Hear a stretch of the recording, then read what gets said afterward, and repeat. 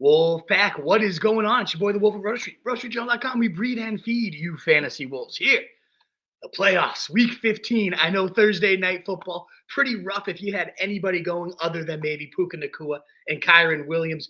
But we're here to bounce back. I had Debo. I put him in at literally 8:14. I ended the stream and I got all hyped up because I was talking about the squeaky wheel getting greased. A little too much grease on that squeaky wheel as he drops a surefire touchdown in his hands. And that's where we will kick off is our Thursday night football takeaways. But Wolfpack, get those questions on. And I already see that there is a loaded mailbag, as there should be, for the fantasy playoffs. If we got to go a little extra long today to hit every single question, you know I got you. This is the most important time of the year. So thank you again so much for diving in with me. We'll hit all the news you need to know. That's going to inform our sit-start decisions. And then, of course, the vast majority, about 2 hours or so, will be dedicated to just answering every single question that you guys have for me. So thank you again so much for diving in here. Let's make sure we get it right. It's obviously do or die time. If you enjoy what you hear at any point, please also do consider that thumbs up button. But no further ado, let's dive into quickly what a brutal Thursday night football game we just had. As you can see in the caption, blue balls. That's really the only way to describe this game. It looks like a divisional showdown, two great offenses, a near 50 over-under, and then the weather. I just wish I did not pay nearly enough attention to the weather. I saw there was some rain, but we're in California. It can't be that bad. And it was a slippery game, unfortunately, which led to the passing games being vastly neutralized. Whether you had Brock Purdy, Matthew Stafford, neither guy hit 10 fantasy points. Juwan Jennings, 2 catches for 31 yards, 9 targets. Yay, we don't get points for targets, as my poker friends reminded me while I cried during that game. Cooper Kupp, the biggest dud of the game, though, a 0-pointer. And the reason I am bringing up Thursday Night Football is it is great added context. Like if you did have Cooper Kupp get you a goose egg and now you're a 30% to 70% underdog type of situation, let me know that in your questions. Also, I always say this at the jump too, but do let me know where you guys are coming from as you ask your questions as well. It is so fun to kind of know where the Roto Street Journal is getting outreach to at these times. But yeah, that Cooper Kupp was the one that kind of prompted that thought. If you have a goose egg, if you have a dead spot in your roster right now and you're going to war in your playoffs, you might need a bigger Hail Mary swing rather than chasing the floor, where maybe your opponent had that 0 and now you are the heavy favorite and you just need those guaranteed points. If you add that context, it can only help you guys out more. So the more information, the better we have. Kittle was fine. I guess if there's any passing game product other than Puka Nacua, who did have those 97 yards, the 7 of 8 targets. I mean, the vast majority that came in that one broken play where he was almost trending towards a dud too. He was good. Kittle had 4 catches for 61 yards. Not the best tight end of the week, but still solid enough that at tight end we're going to have some mysteries today. You need to stay around for those Verlo sleepers. We got a couple guys for you coming up. But ultimately, Kittle was fine. Debo, though, again, the biggest bust of the night. Got his 7 targets, whining, not getting used enough. Drops a surefire touchdown in his hands. Oh, my God. Perfect pass from Purdy, leading him right into the end zone. And, of course, Debo fumbled that thing. Too much grease on the squeaky wheel this time. Very, very disappointing. But, yeah, very, very tough night. The ground games were fine. Kyron Williams, 29 carries, 108 yards. It's okay for your, again, fantasy playoffs, but nothing great there. And Garendo, 18 carries, 57, but did have a few catches for 18. So both those guys getting right around 10 points. Again, blue balls. Not what you expected from your studs as you were firing them up. But that is all I have on the Thursday Night Football takeaways, because I know it's all about the playoffs today. So we're going to rip through all of the quarterback, running back, wide receiver, and tight end news. As always, if you want to support your boy, a super chat will help you cut the line. I'll get to your question first. My man David Campanelli is over there in the moderator seat. It is so greatly appreciated. You guys have been so generous throughout this year. So never expected, always so greatly appreciated, though. And you get to cut the line as well, so you can get in and out if you need to. Unless you just want to be here and hanging out with your boy, which is fine. But a free way to help me, again, is that thumbs up. It will definitely get us out to more people. As you guys have done all year, we've been able to add nearly 1,000 subscribers throughout the season because you guys are so generous. And thank you again so much for being here. Let's dive into the quarterback news. Handful of notes. Justin Herbert is off the injury report. He will play. He's in a great spot against the Tampa Bay Bucs, a top 3 matchup for quarterbacks, a secondary we've wanted to target all year. Depends on how the game flow goes, of course. They love to just pound the rock when they are in those type of situations where they're up and they can bleed out the defense. But the Bucs have created phenomenal environments all year with an offense that can spark these big shootout style games. We've had those games. I wish I should have compiled the actual stat, but I believe at least half their games have gone for over 50 total points, and some of them even approaching 60. So this is the environment we want to attack. Herbert right there in my top 10 quarterbacks for the week.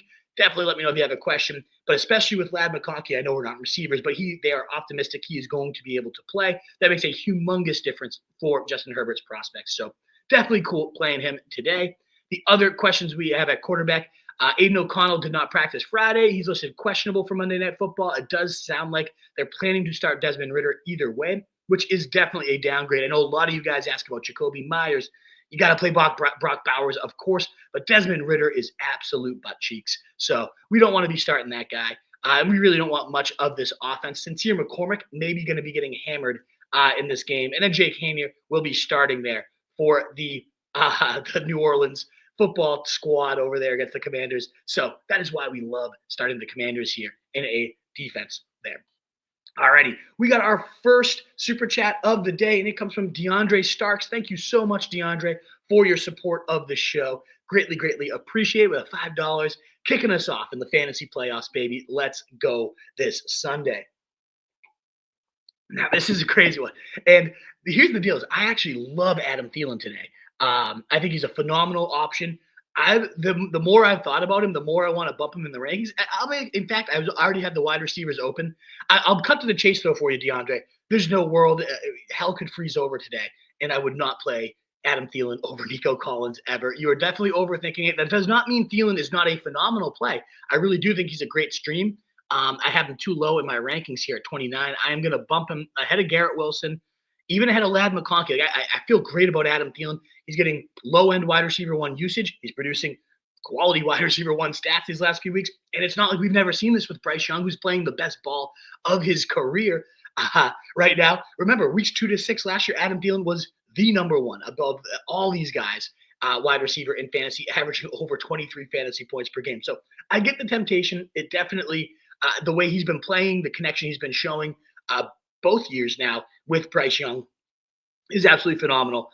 That being said, we're talking about Nico Collins, back-to-back years with 3+ yards per route run, insane efficiency, the type of guy that can spark a shootout style matchup against Miami.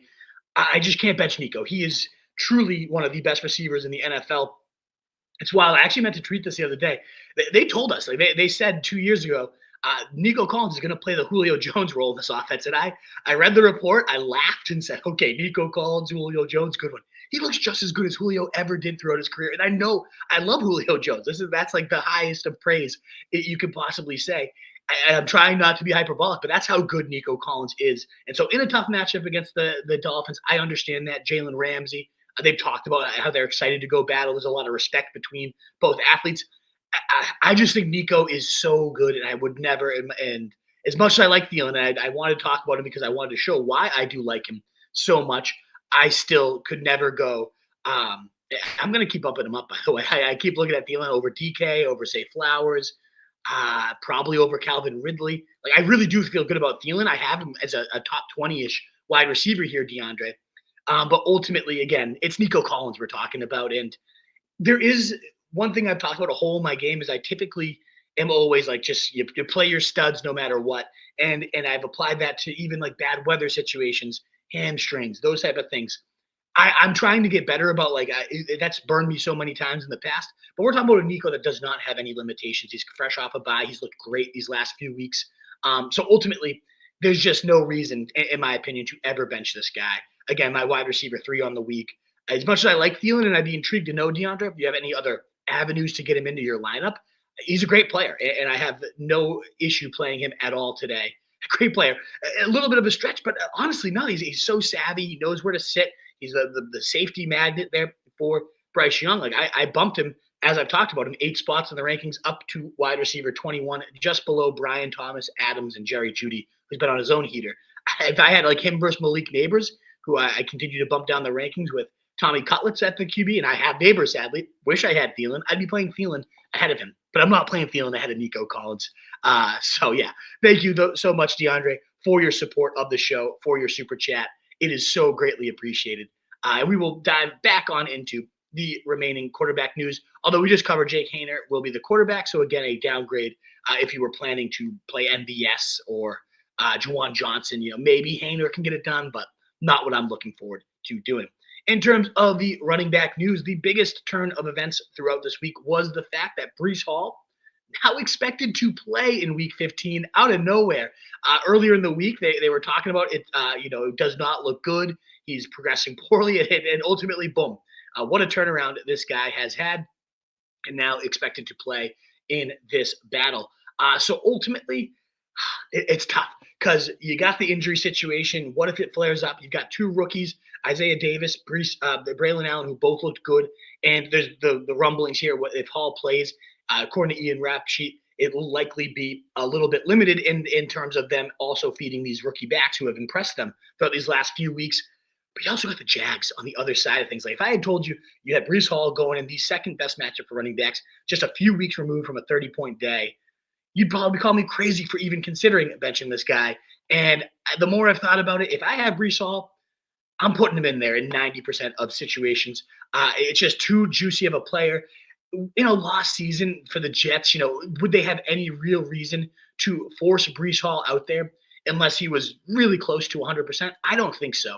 So sure, I'd play guys like Zach Charbonnet with Ken Walker out, the Lions running backs, obviously. I mean, even like Brian Robinson, maybe Rico Dowdle at Carolina. That's where I start to get tricky because, you got Rico Dowdle in the best possible matchup.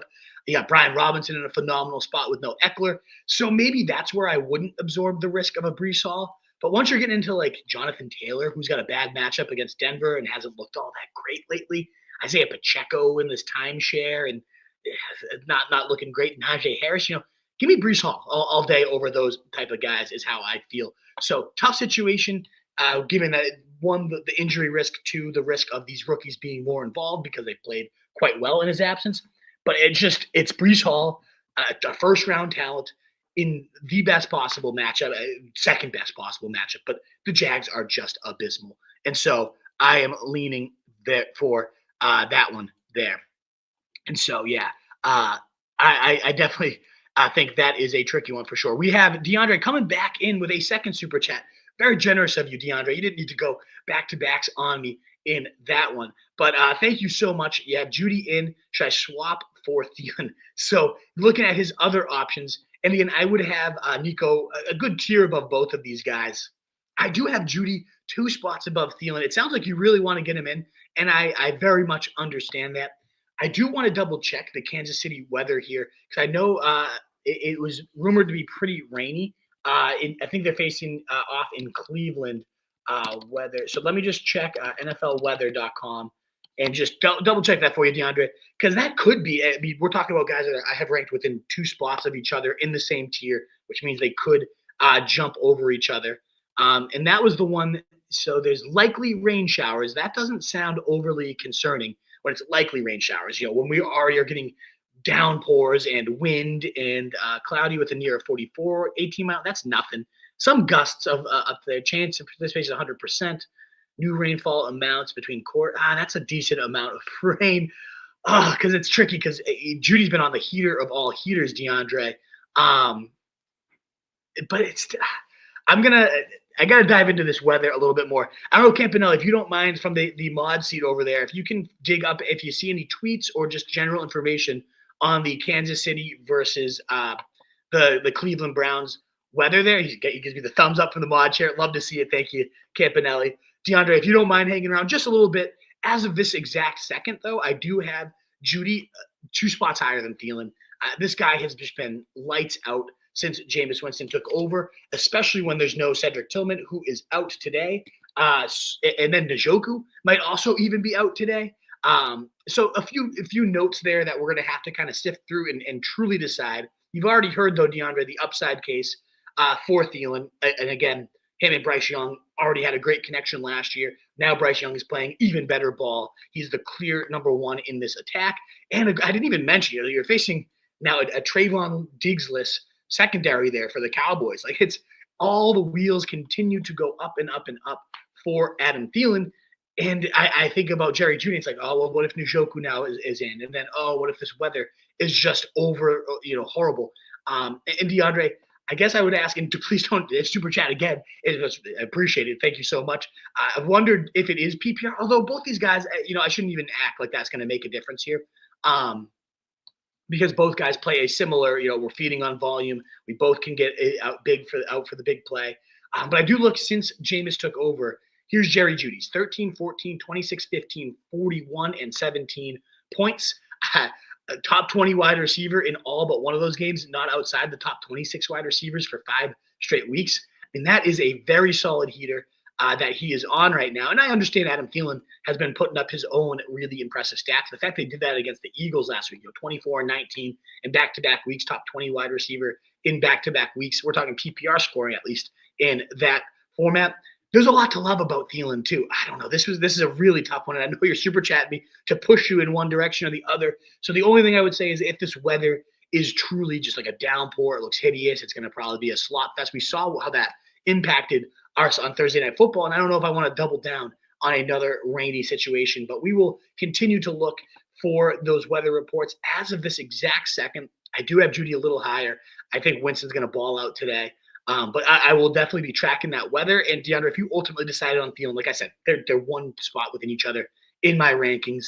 And I do think Thielen's probably the safer bet because there is always the risk Jameis throws 2 early picks in a slot fest. They bench him for DTR, and suddenly we don't even want to sniff this passing game.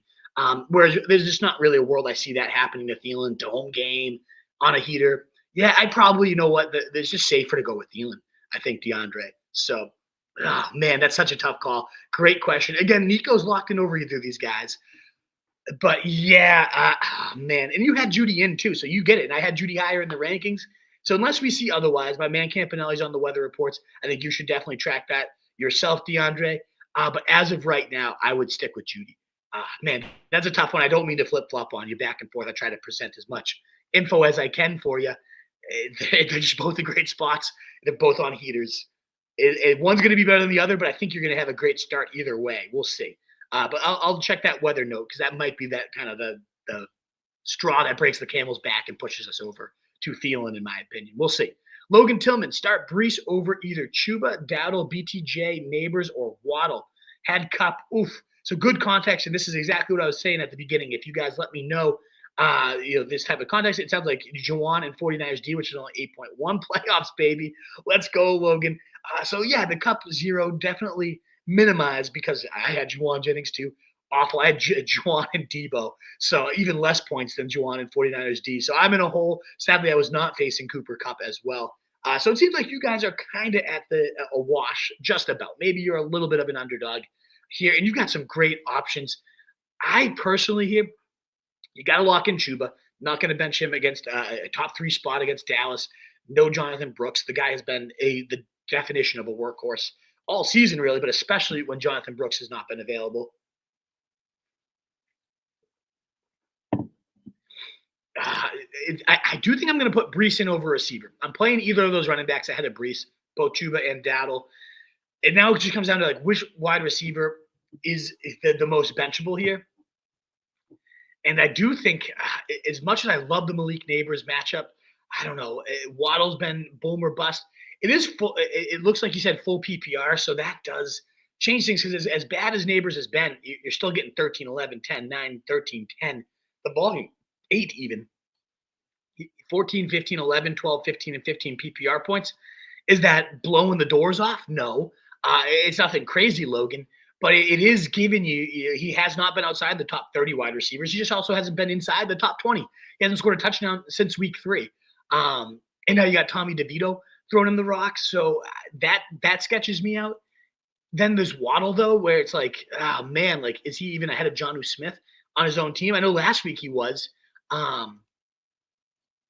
But, man – 28, 11, and 21 in PPR for Waddle. So he started to cook a little bit. Those 12 targets last week do look awfully juicy. And then you got Mac Jones on the other side for BTJ. So it's like, do I really want to trust Brian Thomas Jr. on this one? But you got 14, 19. Like these guys have been killing. So maybe it is just avoid Breece because even when he plays, they're saying it's going to be A committee situation, what if something flares up? You know they're not going to put him at extra harm's way as one of the future centerpieces of their team. Um, so as much as I do like Breece, given the full PPR scoring, given the way like all three of those wide receivers have been just a nice safe floor, it leans me. If you needed the upside, let's say you didn't, you had Cup, but you weren't facing two duds on his side as well. I might say you got to roll out Breece. Um, it's kind of Jacksonville matchup is so beautiful. I'm sorry to be so stuck on this one here. I feel like though, so you look at Breece, he had the 6-point dud against Seattle, then gets hurt, 31 against Indianapolis, an absolutely beautiful day. But 12, 11, 10 was a tough, 4 games, especially we were at the point where we were kind of considering benching Breece anyways. 10, 26, and 22 right before that.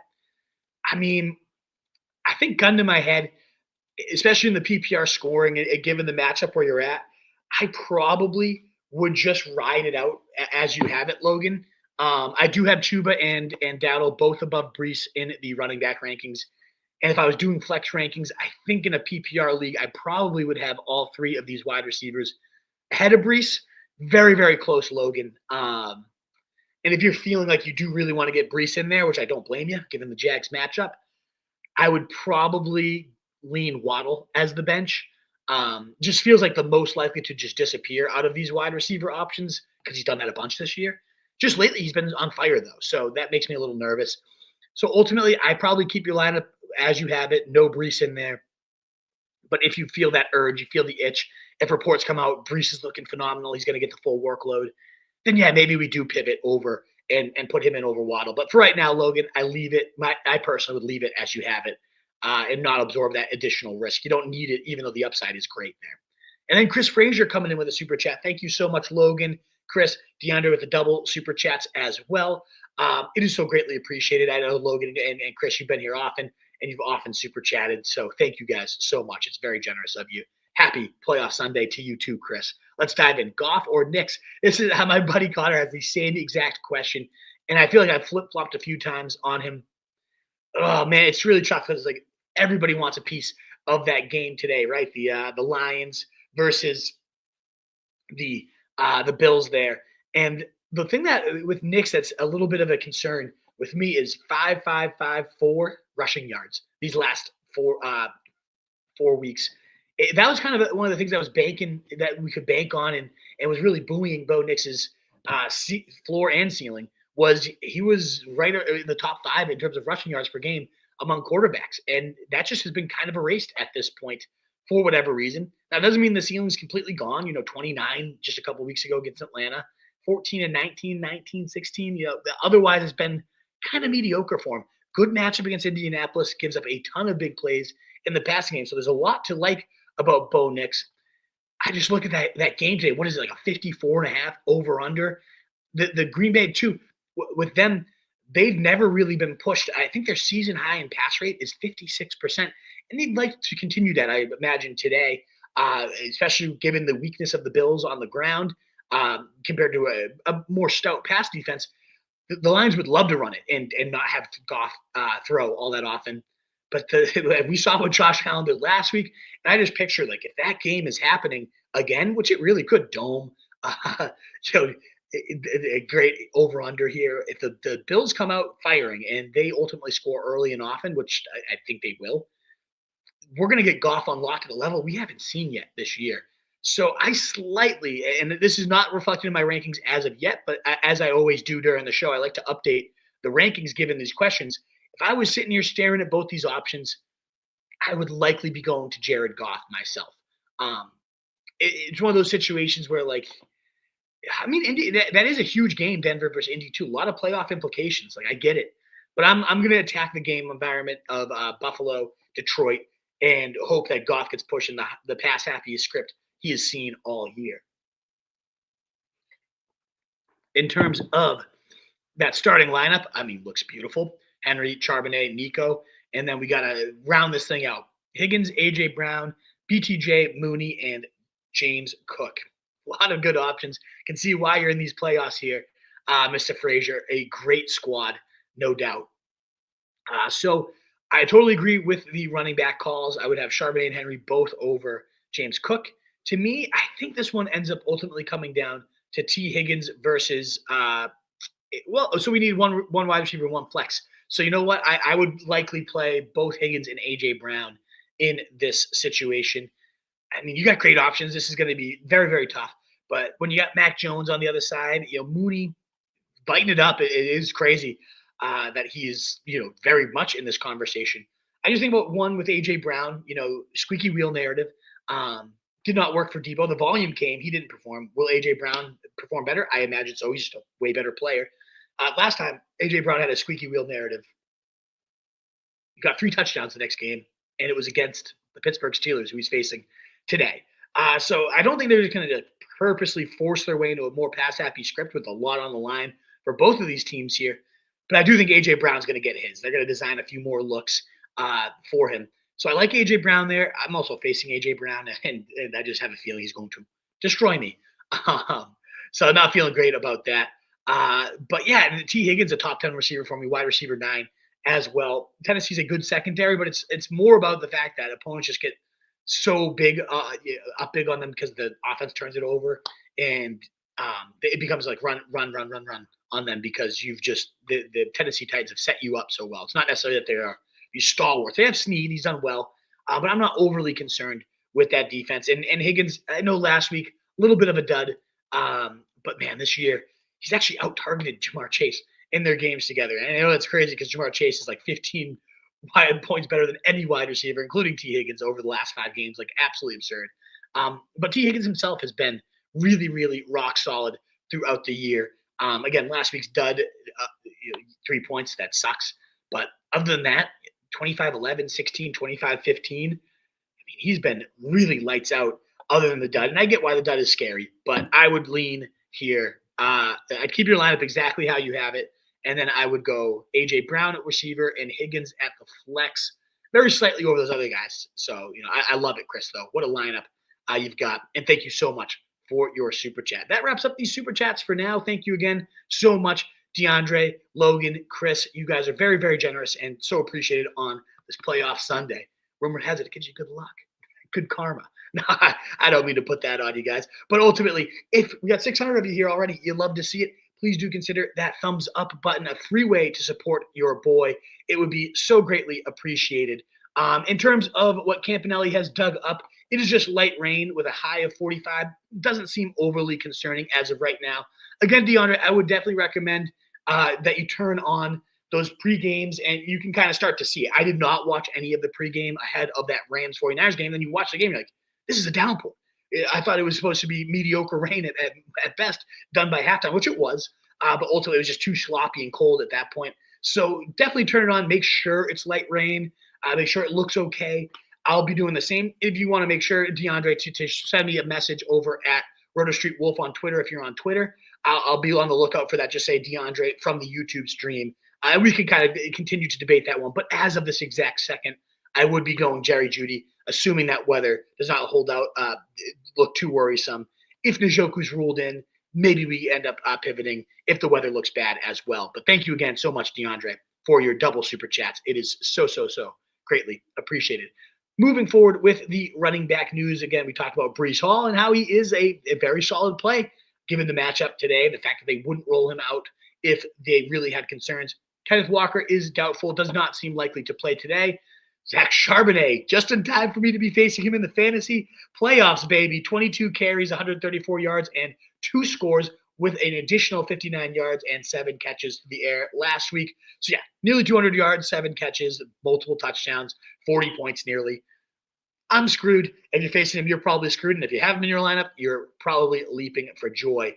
So, ultimately, you got to love playing Zach Charbs. And last week was obviously the explosion game, but in his other 2 starts this year, 26 and 19 points. I mean, the guy has just been lights out anytime he's been given this opportunity. So I'm bumping him up the rankings. I'd rather have him even more than Chuba Hubbard, James Conner. I think Chase Brown is where I draw that line, the Chase Brown, Jahmyr Gibbs kind of range right there. But running back 10 for me, Zach Charbonnet on the week, just in time again. Perfect timing. Thank you. Man, and I got outbid on him on a fab because I blew all my money early in the year. And you always think like, no, I got plenty of good guys, Juwan Jennings, all this. Bucky Irving. And then, it comes down to the fact that I did not get Charbonnet. I now have to face him, and now I have a very tough flex decision. You guys know how it goes. Brutal stuff out there in the fantasy streets. In terms of the other running back news, speaking of Bucky Irving, he was listed as questionable, but he's expected to play. They're going to obviously test it out in pregame warmups. It is a concern. We saw how it went last week where he was in for the beginning of the game. His back tightens up, then he doesn't finish it out. It's sketchy, but man, if you rode Bucky at this point, he got you here. Chargers not the best of matchups, but it's not you have to bench your guys against him. And this has been such a good run game. So my personal debate, and feel free to comment in if you'd like. I have Tyron Tracy versus Malik Nabers versus Bucky Irving. I have to sit one of those guys, and I don't know which one deserves to be benched. Right now, I have Tyrone on the bench against a tough Ravens run D, but it's so tough right now. But it seems like Bucky's going to be in there. And again, he's just been such a monster other than last week where he exited the game as a precaution. So I got into my head, I think I'm going to keep Bucky in there, still right in that top 20 running backs for me. Just a reminder, too, wherever you're commenting in from, that context helps. If you had anybody playing on Thursday Night Football and you're an underdog, you face anybody and you're now a heavy favorite, as well as let me know where you guys are commenting from. It's always fun to know where the Roto Street outreach is coming from. So great stuff so far. Tony Pollard is expected to play today. Been solid volume back. Not a horrible matchup against Cincy that bleeds points in general. So solid play today, right in the top 15-ish running backs. DeAndre Swift did not practice Friday, but did return on Saturday for a limited session with Roschon already ruled out. It does seem likely we're going to get a featured workload there for DeAndre Swift, assuming he plays. You need a backup plan. Travis Homer is going to be active. Could get it done in the passing game. Very, very slight pinch. I don't really want to play DeAndre Swift. He did see 14 carries, 2 targets last week. That's nice 16 opportunities. Only parlay that into 5 points and half PPR, 8 and 8 the week before. It's been a while since we've seen that explosive, trustworthy DeAndre Swift. I'd rather have Sincere McCormick as an example of someone I start ahead of him. Sincere McCormick has been named the starter, speaking of the devil there, after very solid outings in back-to-back weeks, 12 carries, 64 yards, well over 5 yards a pop, parlays it into 15 carries for 78. Not bad. So I like what Sincere McCormick's doing. They said he's going to be the rest of season starter. He's earned his way up there. Solid spot against Atlanta, then gets Jacksonville and New Orleans the next couple of weeks. We might be seeing a nice little stretch run here. Potential season winner. Let's see what Sincere McCormick does, but be starter for the Raiders today. And the last 2 running back notes are Raheem Mostert off the injury report. He's going to play. Just makes it less likely that Jalen Wright becomes anything useful. This is still the Devon Achane show off an 82% snap share, a career high last week. The guy is insane. Another guy I'm facing. It's not looking good for the Wolf here, folks. Basically like the best 6 seed of all time. And again, Juwan Jennings and Debo just doing me dirty. And then the last running back note, Amari DeMarcado out for all of you. I know you were so keen on starting this guy. Now, I understand that DeMarcado does not matter for you, but what it does matter for is James Conner, who is likely to see almost 100% of these snaps and touches with their pass catching back now ruled out. Maybe they do mix in Trey Benson a little bit more on the rushing workload, but it does seem likely that Connor's receiving floor gets bumped up a bit here with that running back news. We did get another super chat. Thank you so much, Jay Locke, coming on in with a $5 super chat. You guys are the best. Very, very generous of you all today. Playoffs full PPR for Jay Locke 91. Had Cup already. Good context to know. Need 3 out of Breece Hall, Thielen, and Jonathan Taylor. So Jay Locke, I am leaning here to bench Jonathan Taylor. I know that seems insane, but again, with your setup here, you need the upside plays, and I just don't know that especially in a full PPR where that doesn't typically help Jonathan Taylor when Anthony Richardson is his QB. 1, 0, and 2 targets the last 3 games since he rejoined the lineup. Sure, we had a 17-point day against New England, just because everybody can run it down their throats. But his 25 carries for 96 yards didn't look great. And Detroit, when the game got a little out of hand, he only had 11 carries, 35 yards. New York Jets, 24 carries. What do you turn that into? 7 fantasy points. Very tough matchup against a good Denver front 7. Just great defense in general for Denver. So to me, the ceiling was 17 against New England. And that's it. I'd take 17 points any day of the week after Debo's 3.4. Like, yeah, I get it. 17's fine. But to me, all of Breece, Dowdle, Thielen, like I see 20-point narratives for all three of those guys in a full PPR setting, especially. And with Kupp already in the lineup, you need the upside. I feel like I'm rolling Dowdle, Thielen, and Breece. You got Dowdle in Carolina. You don't need me to spell out how juicy the number one matchup for running backs. You got to love it. The guy has seen 20 touches in back-to-back weeks, like at least. And ultimately, he's really taken over that backfield and looking very good, up to 5.7 yards per carry, back-to-back 112, 131 rushing in those games. And involved as a receiver, too. So, Dowdle, humongous ceiling there. You got Breece Hall. The Jags matchup is just juicy. I know he's probably the riskiest of all of these guys. But again, when you need that upside, he's not that far removed from a 31-point day. I think Aaron Rodgers is going to go out there and try to send a message. I'm still there. I still got it. And of all the teams to send that message against, do I believe that he still has it? No. I think the guy's a complete tool bag.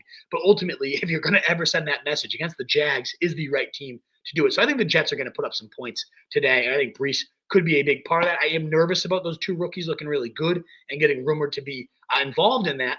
But ultimately, I do think the ceiling is much higher with Breece. And given your context, I'd rather go Breece Hall there. And we've talked about Thielen earlier, Jay Lock, but just in case you missed it, I mean, this guy has been absolutely cooking in full PPR, 19 and 24 points in back-to-back weeks, top 15 wide receiver. The guy has been absolutely on fire. We've seen that with Bryce Young and him before, wide receiver number one from weeks 2 to 6 last year. Small sample, but we saw the whole point was the fact that this guy can go. He averaged over 23 fantasy points per game in full PPR during that stretch. And given that he missed some time, it looks like he's like the fresh start of the season Adam Thielen that we saw last year. Bryce Young's playing the best ball of his career. So I go Breece, Dowdle, and Thielen. I think those three options are better and higher ceiling, which is what you need right now with Cooper Kupp. And I would have gone Kupp with these type of options too. So, you can't, hopefully you're not beating yourself up too much over it. Brutal beat there. It sucks, but what can you do? So hopefully you can make up the points with some huge upside options there, Jay Lock 91. Thank you so much for your super chat. We got Tommy Hurley coming in with a $5 super chat, but no question attached. I don't know if my man Campanelli, I see it right here, right underneath here. So never mind. I found it right underneath. That makes it easier. We got Tommy Hurley. Already had Kyron Williams and Jennings go, so may start. And you faced Nakua, like the only guy you didn't want to face from Thursday night. Good context to have, Tommy. Thank you for adding that. Now I need 3 out of 4 of the following: Pollard, Tracy, Garrett Wilson, Thielen. Who sits? Bonus Bucker versus Youngway with the decimal scoring. So you get that. I do like going Youngway. The Raiders are the number one matchup for kickers. I could see Youngway having one of those 20-point patented days. I'd like Bucker a lot too. He's going to be right in my top 5 kickers where I had Matt Wright previously. But I still do like Youngway just a little bit more. A very juicy spot for him. In terms of the other 3 spots, so 3 of these 4, Pollard, Tracy, Garrett Wilson, Thielen. I'm locking in Pollard. I'm locking in Thielen.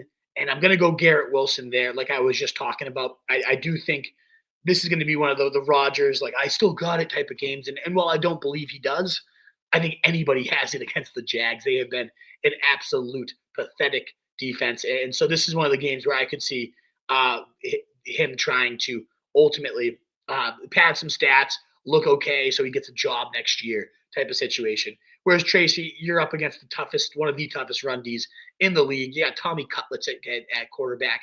That sketches me out. I'm not a huge fan of him this week.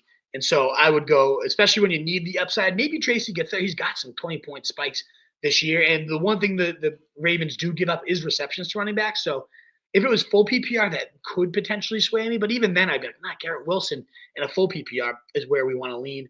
I know it's been more of the Adams show. I know Adams has been far more dependable for the volume, but I still think Garrett Wilson is the better player of the two. And I ultimately, in this great matchup, would lean him. He's off an 18-point day last week in full PPR. So I have PPR a little bit less, but still a beautiful spot, Tommy.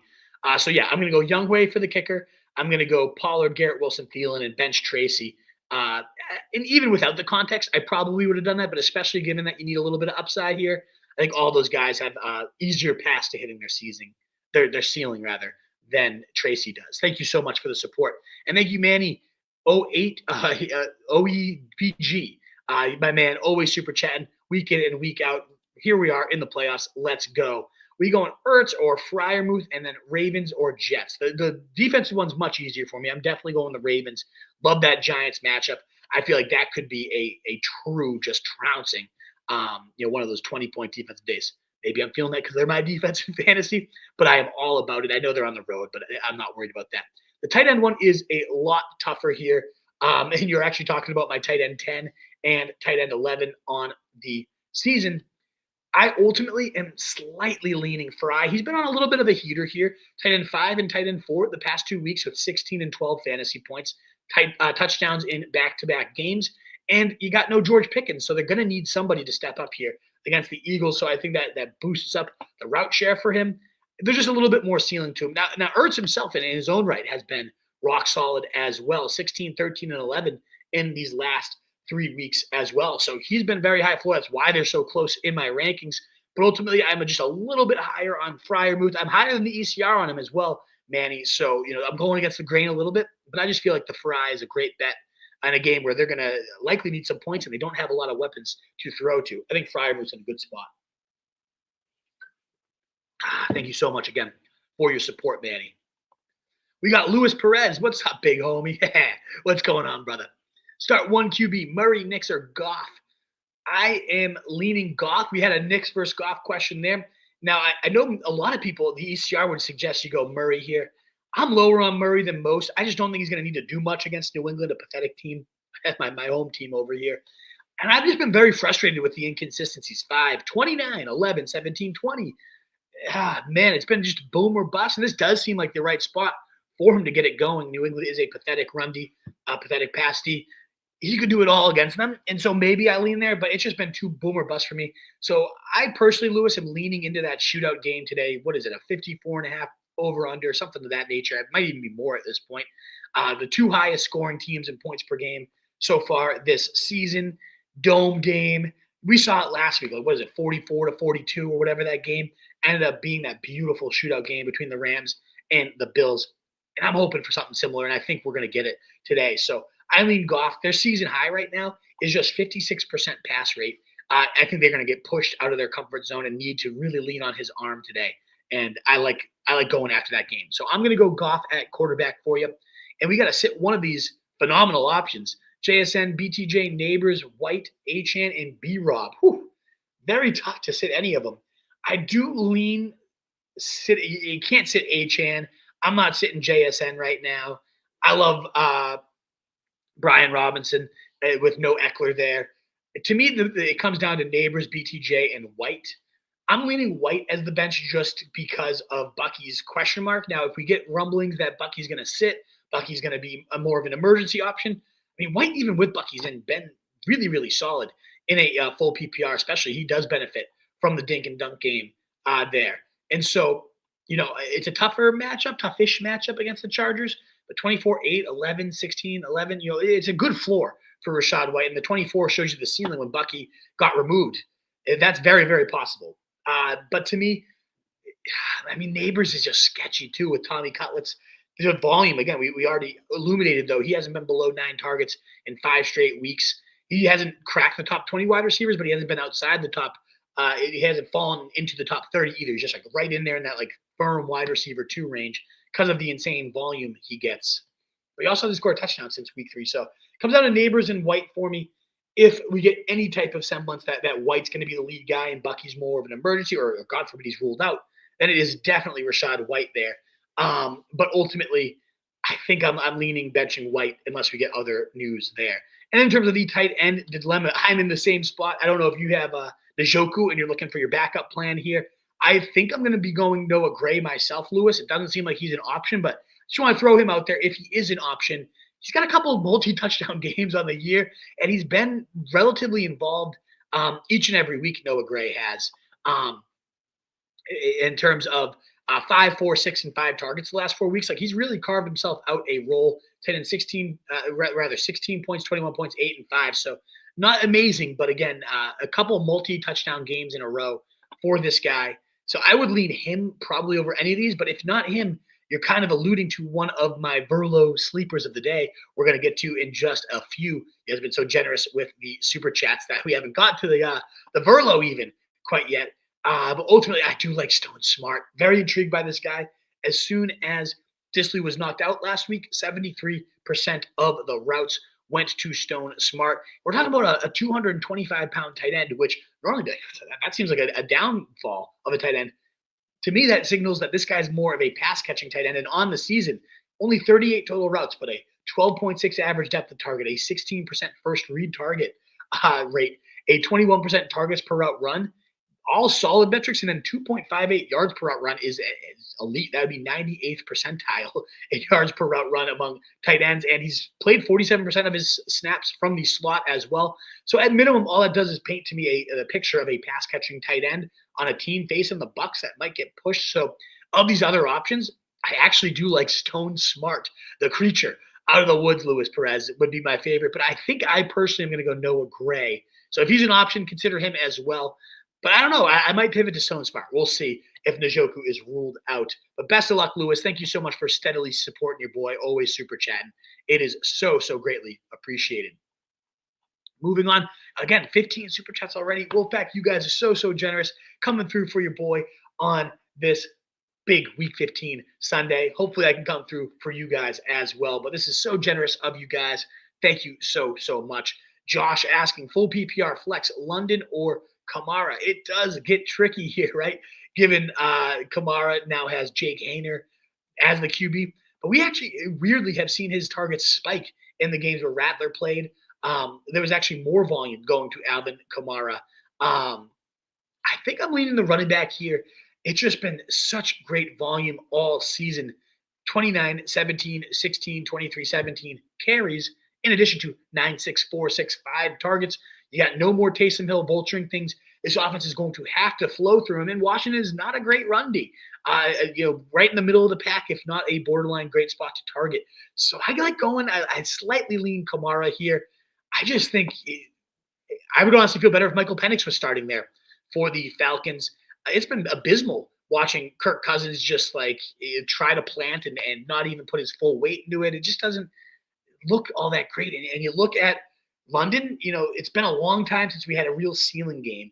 He had 27 points against Tampa Bay in week 5. And since then, 16 nice, 15 solid, 5, 10, 14, 8, 13, 10.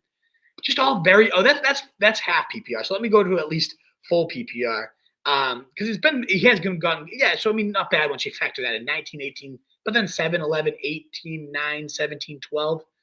16 targets a couple of weeks ago was beautiful. It's still, though, I think I just feel safe for about 30 touches going to Alvin Kamara. He similarly benefits from full PPR. It's just the insane volume that he gets. The ceiling's been a little bit lower for Kamara. 18, 28, 16, 13, 16, 13. But just 13 is the lowest you're going to get from Kamara, even with the quarterback questions. And again, a good spot against Washington. I think he's going to really be leaned upon. So I'm leaning Kamara very slightly, Josh. Thank you for the support. And thank you, J1364, for the support here. Hey, bud, full PPR. Would you start Charbs over Jay Taylor or flex him over Higgins or Judy? Thanks from Scotland. Hey, there we go. Somebody's finally paying attention to the directions. Comment in where you're coming from. I love to see it. Thank you so much, J1364, for the generous super chat over in Scotland. I greatly appreciate it. And everybody else out there, keep commenting where you're coming from. We got over 1,000 of you already.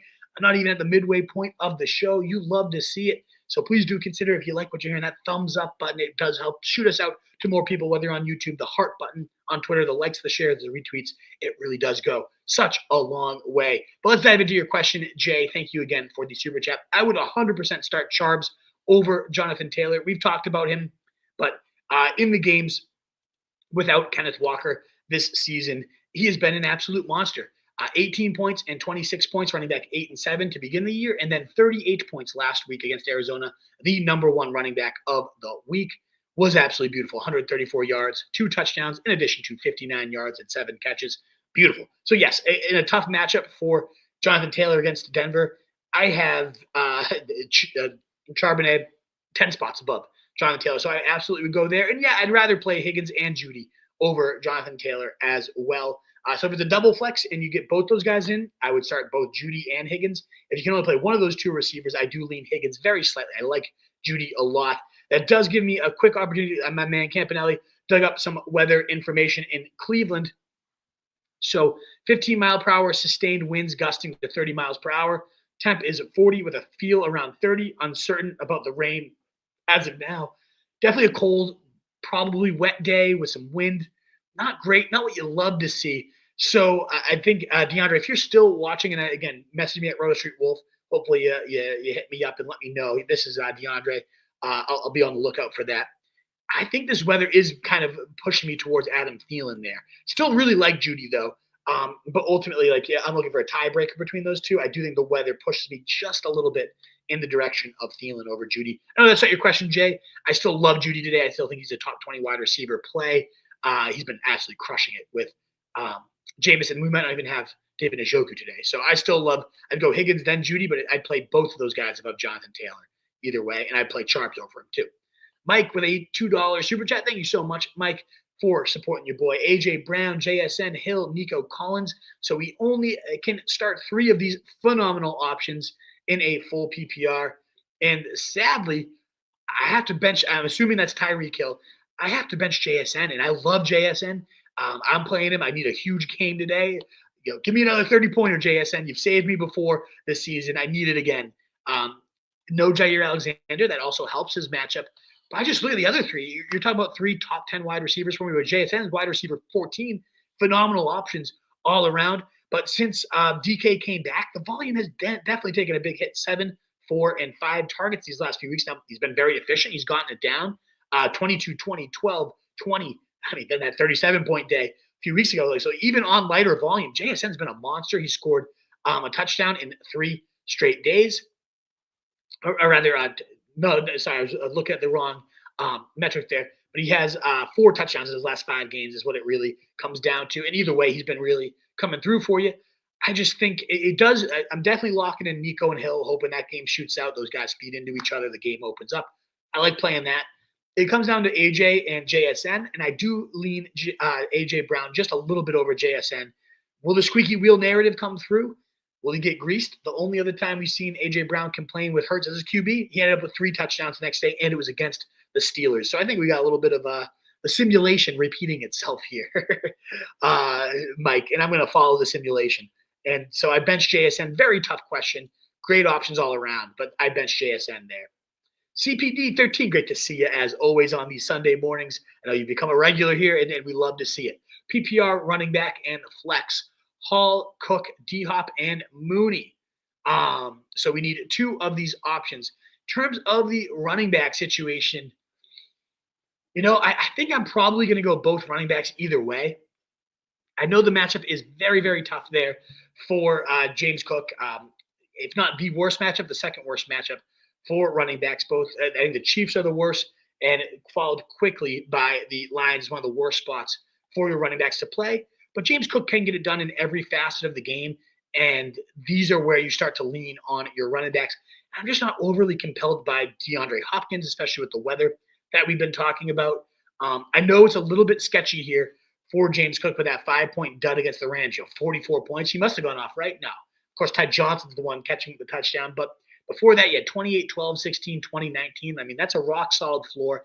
And these are the type of matchups where I do, as good as they are as a run D, they're so injured right now, the Lions as a D-line.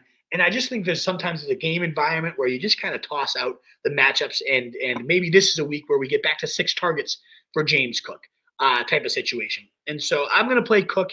I'm going to play Breece Hall. I know there's a lot of risk to Breece Hall today. But man, the second best matchup for running backs against the Jags, a pathetic, abysmal defense. Yeah, sure, there's rumblings they want to work on in those rookies that have been very impressive so far. But right now, he's been practicing in full. It sounds like on Friday, it seems like it is Breece Hall. And if you just told me, I erased my memory of the last couple weeks, and I'm getting Breece Hall in the second best matchup for running backs, what are you going to do, Wolf? I'm going to say you'd be a fool to bench him. And so that's kind of how I'm playing that one. Mooney's the toughest of the ones to bench here because he's just been so underrated, such a stud throughout this year. and I don't like benching him by any means. It's just more so I don't love Kirk Cousins at all right now. He does not look great. And he got a few PPR duds in a row, 5 and 5 points, followed by a 20-point blow up of 142 yards. But of all these options, the one that disappeared the fastest, I do think might be Mooney, even if his ceiling is quite nice today as well. So I would go both running backs here, CPD 13. Thank you so much for the super chat. Indeed, you guys are so generous today, up to 17 of them. We haven't even made it through our wide receiver news and notes. Legends, you guys are the absolute best. We got CJ with a $5 super chat. Thank you so much. Asking Monty, James Cook, Tracy, MHJ, Hopkins, Nabers, Ertz, Njoku, PPR. We need 2 running backs, 1 flex, 1 tight end. You have Chase and Jennings, sadly, as your receivers. Yeah, it's too bad that Jennings, brutal. I'm eating that pain myself right now. In terms of the running backs between Tracy, Cook, and Monty, you got to bench one of them. I'm going to bench Tracy of those 3 running backs. Could enter the flex conversation, so we'll see. But for the running backs, I'm definitely playing Monty and James Cook in that one. For the flex conversation, yeah, I'm probably going to go one of these receivers over Tracy as well. And I'm leaning – it's tough. Part of me is just like MHJ blow-up day probably today. Nabers, though, great spot against Baltimore. And in a full PPR, as sketchy as the lack of touchdowns, none since week 3. It's sketchy. I get it. But even then, in a full PPR,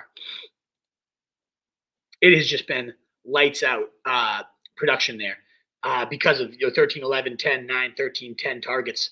He's just been – you're going to get your 15 points. He's going to give you like a wide receiver 25 finish, and I think that's solid in a full PPR here. In terms of the tight end situation, so I'm gonna flex Nabers. I'm gonna play Monty and James Cook. I'm gonna bench Tracy. The flex does for me come down to Nabers or Tracy, whichever giant you prefer trusting. You roll. I do Nabers myself, especially in full PPR, but it is sketchy. Tommy Cutlets, that scares me. And then of these others, the tight end situation, I go Njoku if he plays. It's just such a great matchup, top 3 matchup for tight ends against the Chiefs there. And he has just been lights out, 29%, 30% target shares the past 2 weeks. In terms of red zone targets, 7 the last 2 games. He's been just a monster. So I got to go Njoku. The ceiling is way too high to bench at this point, CJ. Even though I like Ertz's floor. So should Njoku not play, you got yourself a nice high floor option. But assuming everybody's in, I'm going Monty, James Cook at running back. I'm going Nabers at flex, and I'm going Ertz as the tight end. Best of luck, CJ. Thank you again for the support. And Omar, very, very generous of you, coming in with a $10 super chat. Thank you so much. Happy holidays.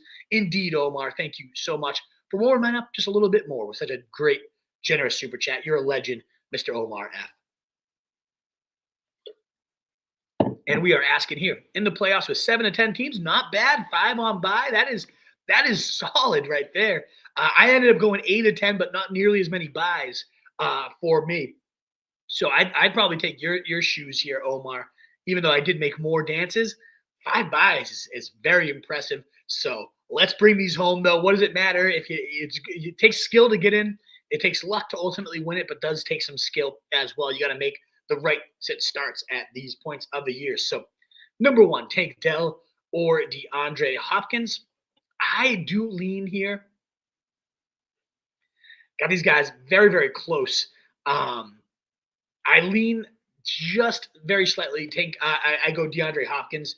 9 and 9 targets in back-to-back games, 15, 13, and 13. Solid enough floor. And they still have plenty to play for. The weather's not looking great there. And Omar, if I'm not mistaken, you're in Cleveland. So if you could actually, you don't mind shooting a message here about what does it actually look like there? How worried are you about the weather as somebody with boots on the ground?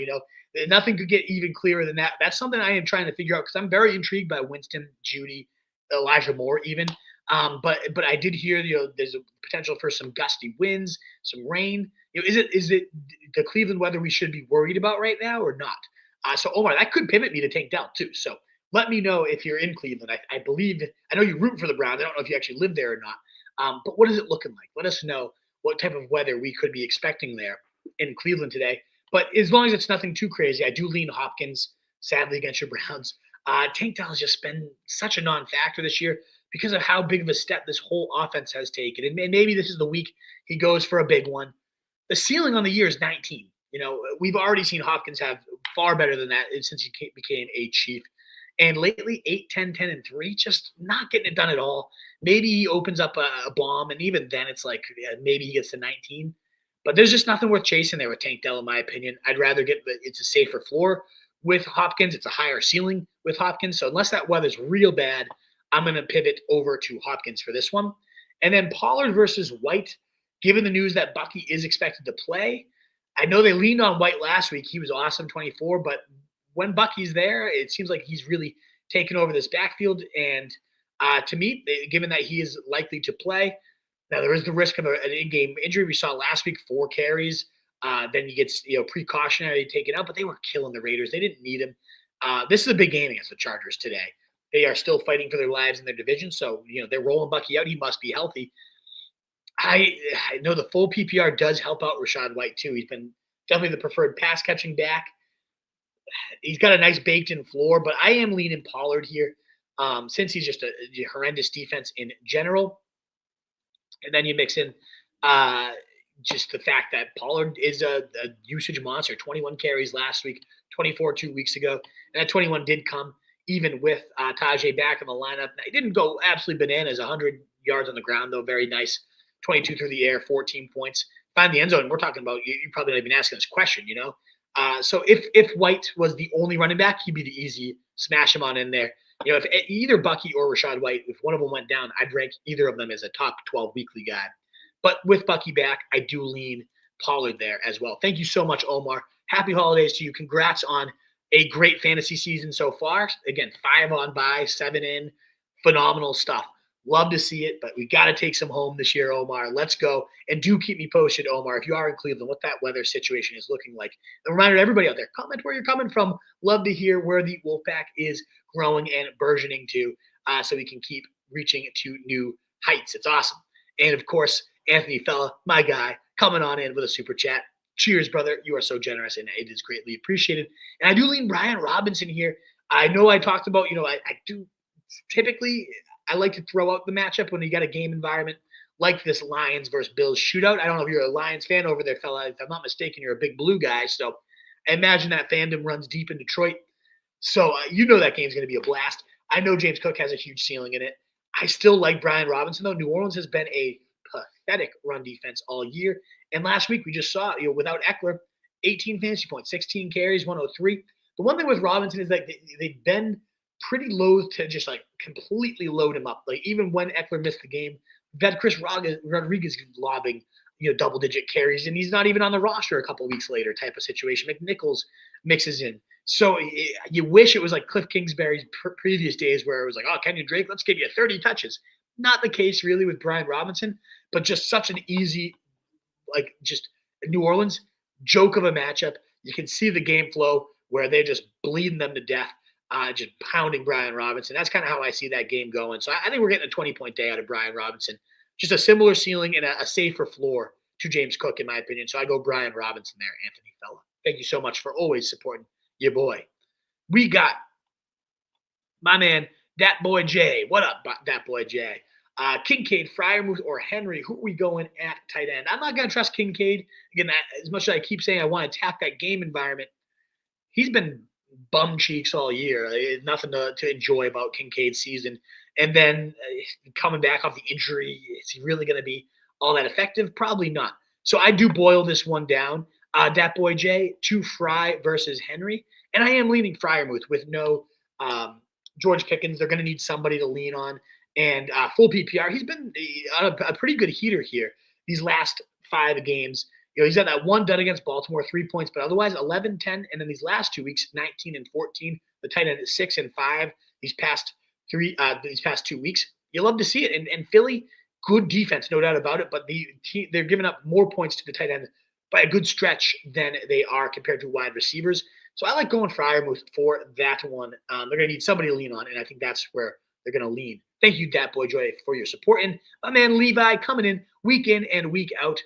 And I see you've got 2 other super chats, including a $10 one below here. Levi, you are the definition of a legend. Thank you so much. Your support all year has truly meant so much. So cheers to you. Thank you again for your generosity. You're a legend. Thank you, Levi. Would you start Quentin Johnston over Amari or Marvin Harrison?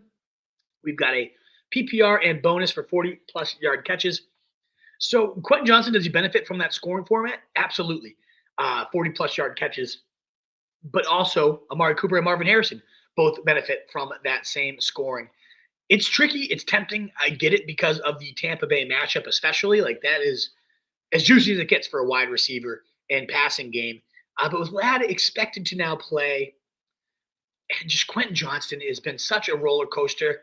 16 last week, 3-0 the 2 weeks before that. And I know Cooper and Marvin Harrison have been yo-yos as well, but both of them seem to be trending to a little bit more safe and meaningful volume. Marvin Harrison with 8, 12, and 6 targets. Like, he's not going to disappear completely on you. He did earlier in the year, I get that, but since then, he's got 23, 3, 16, 8, 17, and 9. Really one dud, a couple just mediocre days, but I do like Marvin Harrison against the Pats. They are really, really bad. Trust me, I know as a Pats fan. And then Cooper coming off his season best, 14 targets last week in a shootout game. I expect a shootout game this week. He actually had the most air yards of any receiver in any game this year.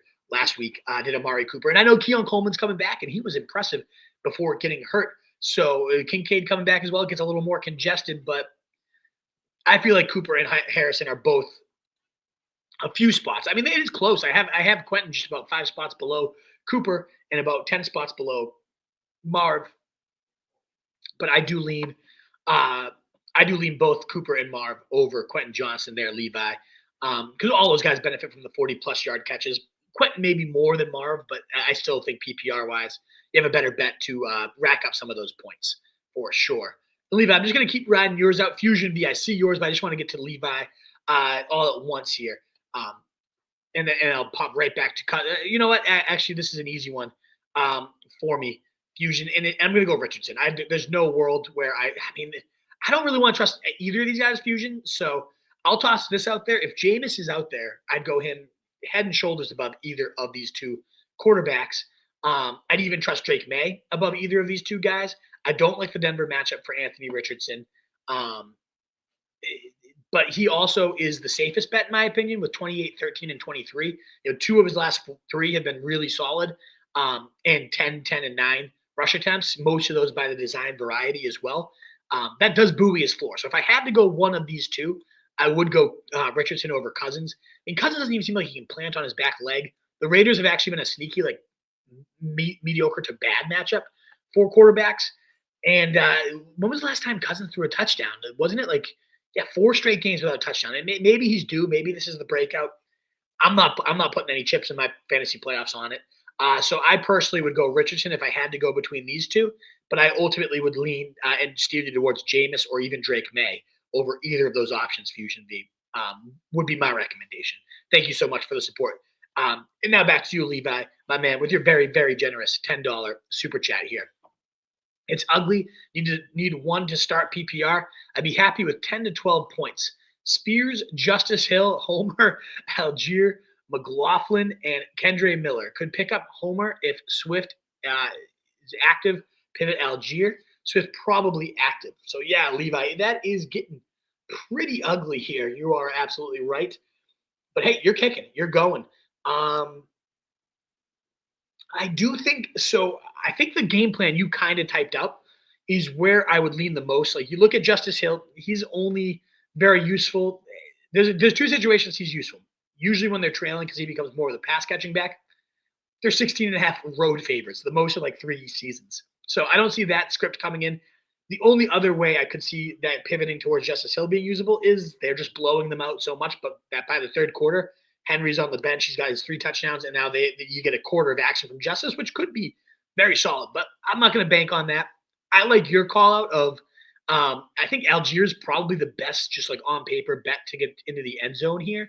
And so I like going him. And then, if Swift is inactive, yeah, I would chase the volume and I go for Homer. I know he's a nobody. But the guy can catch. The guy can, when he's been used, he's done okay. So, yeah, I ultimately would lean Algier and give yourself the path to a potential feature back if Swift does sit on Monday. Doesn't seem likely. It seems like Swift is going to play. And then you just go with Algier is probably the best option of these guys if everybody's in and healthy. That's how I'd play this one. McLaughlin is intriguing. I won't lie. The Colts is a good matchup. And he weirdly, I want to just pull up his stats real quick because I know he just had a pretty solid day. And he got Spears also in a good spot against Cincy. Yeah, 14 carries and 84 yards last week. 14 carries compared to, I know Javonte took a real back seat there. 4 carries and 1 yard. And somehow Javonte is routinely ranked ahead of Jaleel. I'm not going to sniff Javonte. I'm going to make sure he goes down in the rankings here. The only other guy I would toss out there is Kamani Vidal. He just had 8 carries. We're going to talk about him in the sleeper segment, so I don't want to go too deep, and he might not even be available in your league anyways. But I do want to toss him out there as a potential streamer as well. I still think Algier is your best bet here, and that is where I'm leaning, especially because you could potentially pivot to Homer from there. Alrighty, Levi. Unfortunately, yes, Kittle and Kupp did not go well. Kittle was okay, but certainly not what you wanted. And Kupp, the 0 is brutal. So, yeah, this is tough. But great context to have because we now need the biggest upside. There's no doubt about it. From Mike Evans, Drake London, and Trey McBride. You got some big guns left here, at least, Levi. So I do like that. In terms of home run hitters, you got to lean into Mike Evans at this point. Not a great matchup versus the Chargers. I get that, but both these teams vying out for playoff seeding.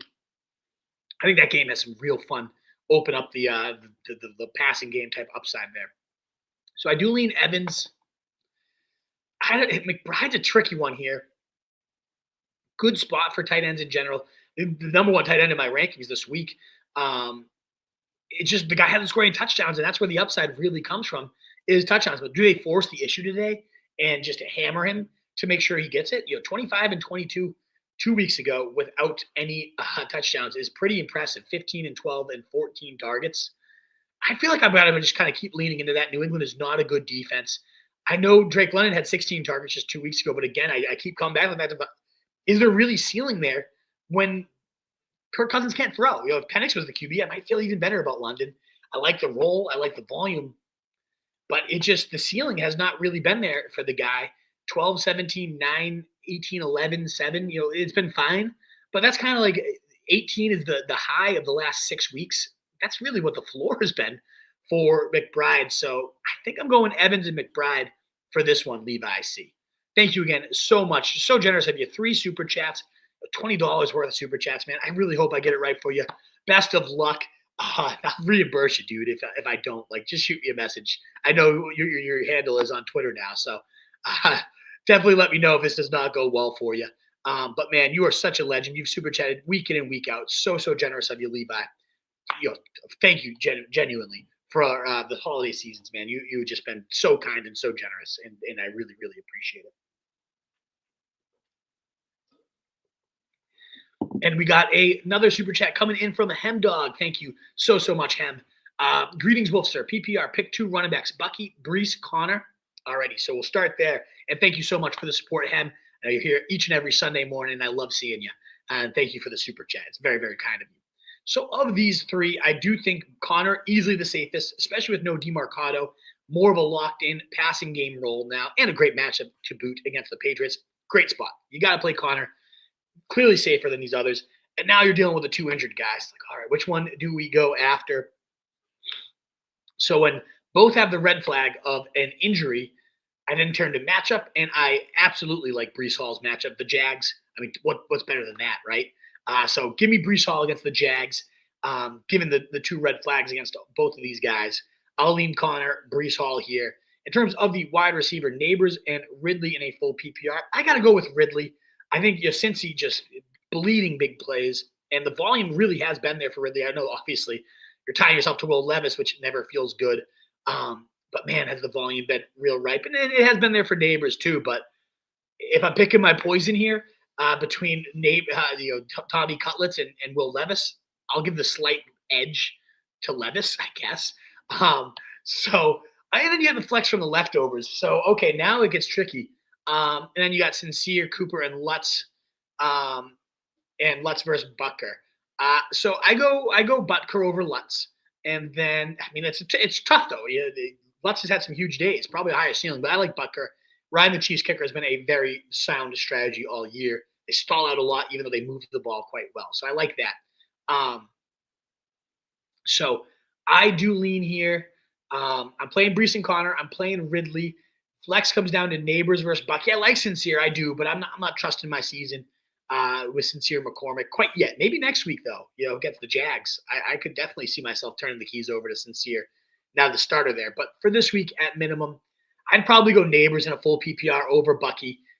So give me Breece, Connor, Nabers, Ridley, and I'm going to go bench Bucky, sadly, as much as I love him. The 4 carries last week. If I had a good enough option to bench him, my option would be him or Tracy. And I think I'm going to be playing Bucky over Tracy. But, that's where I would lean for you there, Hem Dog. Thank you so much for the support. The figure report, need 2 out of 4. Etienne, no. Waddle, Tracy, or Pacheco. So, yeah, crossing off Etienne. I didn't even need to see unless you were going real deep in the barrel. I have no interest in playing Travis Etienne at all. So then we got Waddle, Tracy, and Pacheco. I'm leaning Waddle and Pacheco here. Nice to see Pacheco take 14 of the carries, about a 53% of the backfield share, mixed in a little bit. But muddy game in Cleveland potentially, and a defense that's just surprisingly bad all over, including the run. Good pass rush, and that's what all the Browns do well this year on defense. And Waddle really has been picking it up these last few weeks. The 12 targets last week look beautiful. The game might be just a short dink and dunk, and then the clock gets bled out. So that could be tough. But, and Omar commenting, you didn't need a super chat this, Omar. Thank you so much for making sure it gets on my radar. But steady rain, 15 to 20 miles per hour, no snow. So that's good there's no snow, but rain, wet, windy. I think, again, I don't know if you're with us still, DeAndre, from the beginning, but this is enough for me to bump Judy below Thielen, Adams, Thomas. Some of these guys I had him above. Still wide receiver 20 for me, but I am going to go Adam Thielen over Judy now for some of my decisions. Still, it's weather that you can play through. It doesn't seem like anything that quite bad, but I'm going to definitely make sure that's one that I want to watch and see how it looks on the pregame broadcast. So something I will be looking out for. And that influences your question to Fusion V, which we'll be at in a second. But yeah, I'm going to go, again, Waddle with the way he's really stepped up these last few weeks. Three straight weeks of very productive, good volume, good production, in a game that could really open up. Maybe not. It's not how the Houston Texans want to play. It doesn't seem how the Dolphins want to play. But just one Nico bomb, one Tyreek bomb, one Waddle bomb, that game is opened up. So give me Waddle, give me Pacheco. I just don't love that Baltimore matchup figure for Tracy. Very tough spot for running backs. Fusion V, Winston is available, picked him up. So there we go. I do, even with the weather concerns that we were just talking about, Fusion, I still do prefer Winston. It's one I will track. It's definitely one to monitor ahead of game time to see if it looks really bad. Then yeah, maybe we have to pivot elsewhere. But this is a defense that Aiden O'Connell just threw for 340 against. So I'm not overly concerned with the matchup. It's more so the weather. That's really the only issue I've got right now. But next question, thank you for the double super chat, by the way, Fusion V. Very, very kind and generous of you. Flex, White, Njoku, McConkey, or London for the other ones. So I would go, good options here. I'm leaning London and McConkey, I think, are the safest in a full PPR. You had a great matchup for McConkey against the Bucks. London, I know we keep kind of harping on the fact that, Cousins has been underwhelming, but he's still a top 15 wide receiver because he's got double-digit targets in nearly every week so far this year. And maybe this is the week that Cousins gets out of the slump and throws the touchdowns. To me, it's just safer. If we knew Bucky was going to sit, and I guess what's nice about this is with McConkey in there, if we get news that Bucky is actually inactive, surprisingly, then yeah, you swap White and McConkey. But I would play London early. And you have the Monday night game actually there too. So I would lean. You give yourself some pivots. As much as I like Njoku, we don't even know if he's going to play Fusion, and if he does, you have the risk of a re-aggravation. I love him. It's a top 3 matchup for tight ends. The guy has been a monster since Winston took over. I like the idea of stacking them up. It was nearly a 30% target share. Almost all the red zone volume's gone to Njoku. He's a great play today if he's healthy and he's in. But you got so many other great options here that I don't think I need to absorb that extra risk, even if he is active. You have the weather risk too, in addition to the health risk. So I'm going to go McConkey and London Fusion V. And again, I do encourage Winston as of this exact second, but I do want to continue to monitor that weather throughout the day and see how it's playing out. Is this, again, what Omar is saying here, steady rain, low 40s, feels like 30s, I believe is what Campanelli sent earlier. 15 to 20 mile per hour wind is not horrible, but not great either. So this could be one that we avoid and pivot off of. But as of right now, I would definitely go Winston ahead of the, I believe it was Richardson and Kirk Cousins. And I do lean Winston for right now. But something to definitely track for sure. Castro Raider coming in with pick a running back and a wide receiver. Pick a running back and 2 receivers in a flex. So we got to set this lineup for my guy, Castro Raider. Thank you so much for your support here. Tracy, McCormick, D. Smith, Jamo, Amari, BTJ, London, and Jacoby. For the running back, I actually am pivoting over to McCormick at this point. It doesn't say full PPR. If it's full PPR, the one thing the Ravens do is give up some decent passing volume to running backs. But assuming this is half, I do think Sincere McCormick is a slightly better shot. The rushing efficiency has been great. He's now named the starter. I think they're going to really feed this guy. That's kind of how Antonio Pierce rolls. So I think we're getting a nice workload there for McCormick. And then in terms of I don't think we're going to flex Tracy, but let's find out. Devonta Smith, Jamo, Amari, BTJ, London, Jacoby. So I think we got to go with London and BTJ as my favorite 2 wide receivers. And then for the flex, it comes down to Devonta Smith or Jamo. I'm going to play either of those guys above Tracy, who would be like the third there. Amari, very intriguing as well with those 14 targets, but with Coleman and Kincaid back, it's a little more congested this week. I don't want to play Jacoby with Desmond Ridder as the man slinging him the rock. So he's getting a bump down in the rankings as we speak, even below Jacoby, down below Cooper. So, yeah, I think I'm leaning Devonta here. He plays more out of the slot than A.J. Brown, which is where Pittsburgh has been by far the most vulnerable. But even still, it's like, I don't know. I don't love Devonta today because he's had some real duds, and you got A.J. Brown squeaking. So maybe you just attack that game environment with Jamo. And I know it's boom or bust, but I do think I would lean – I'm going to go Devonta Smith. I like the matchup. He can boom himself.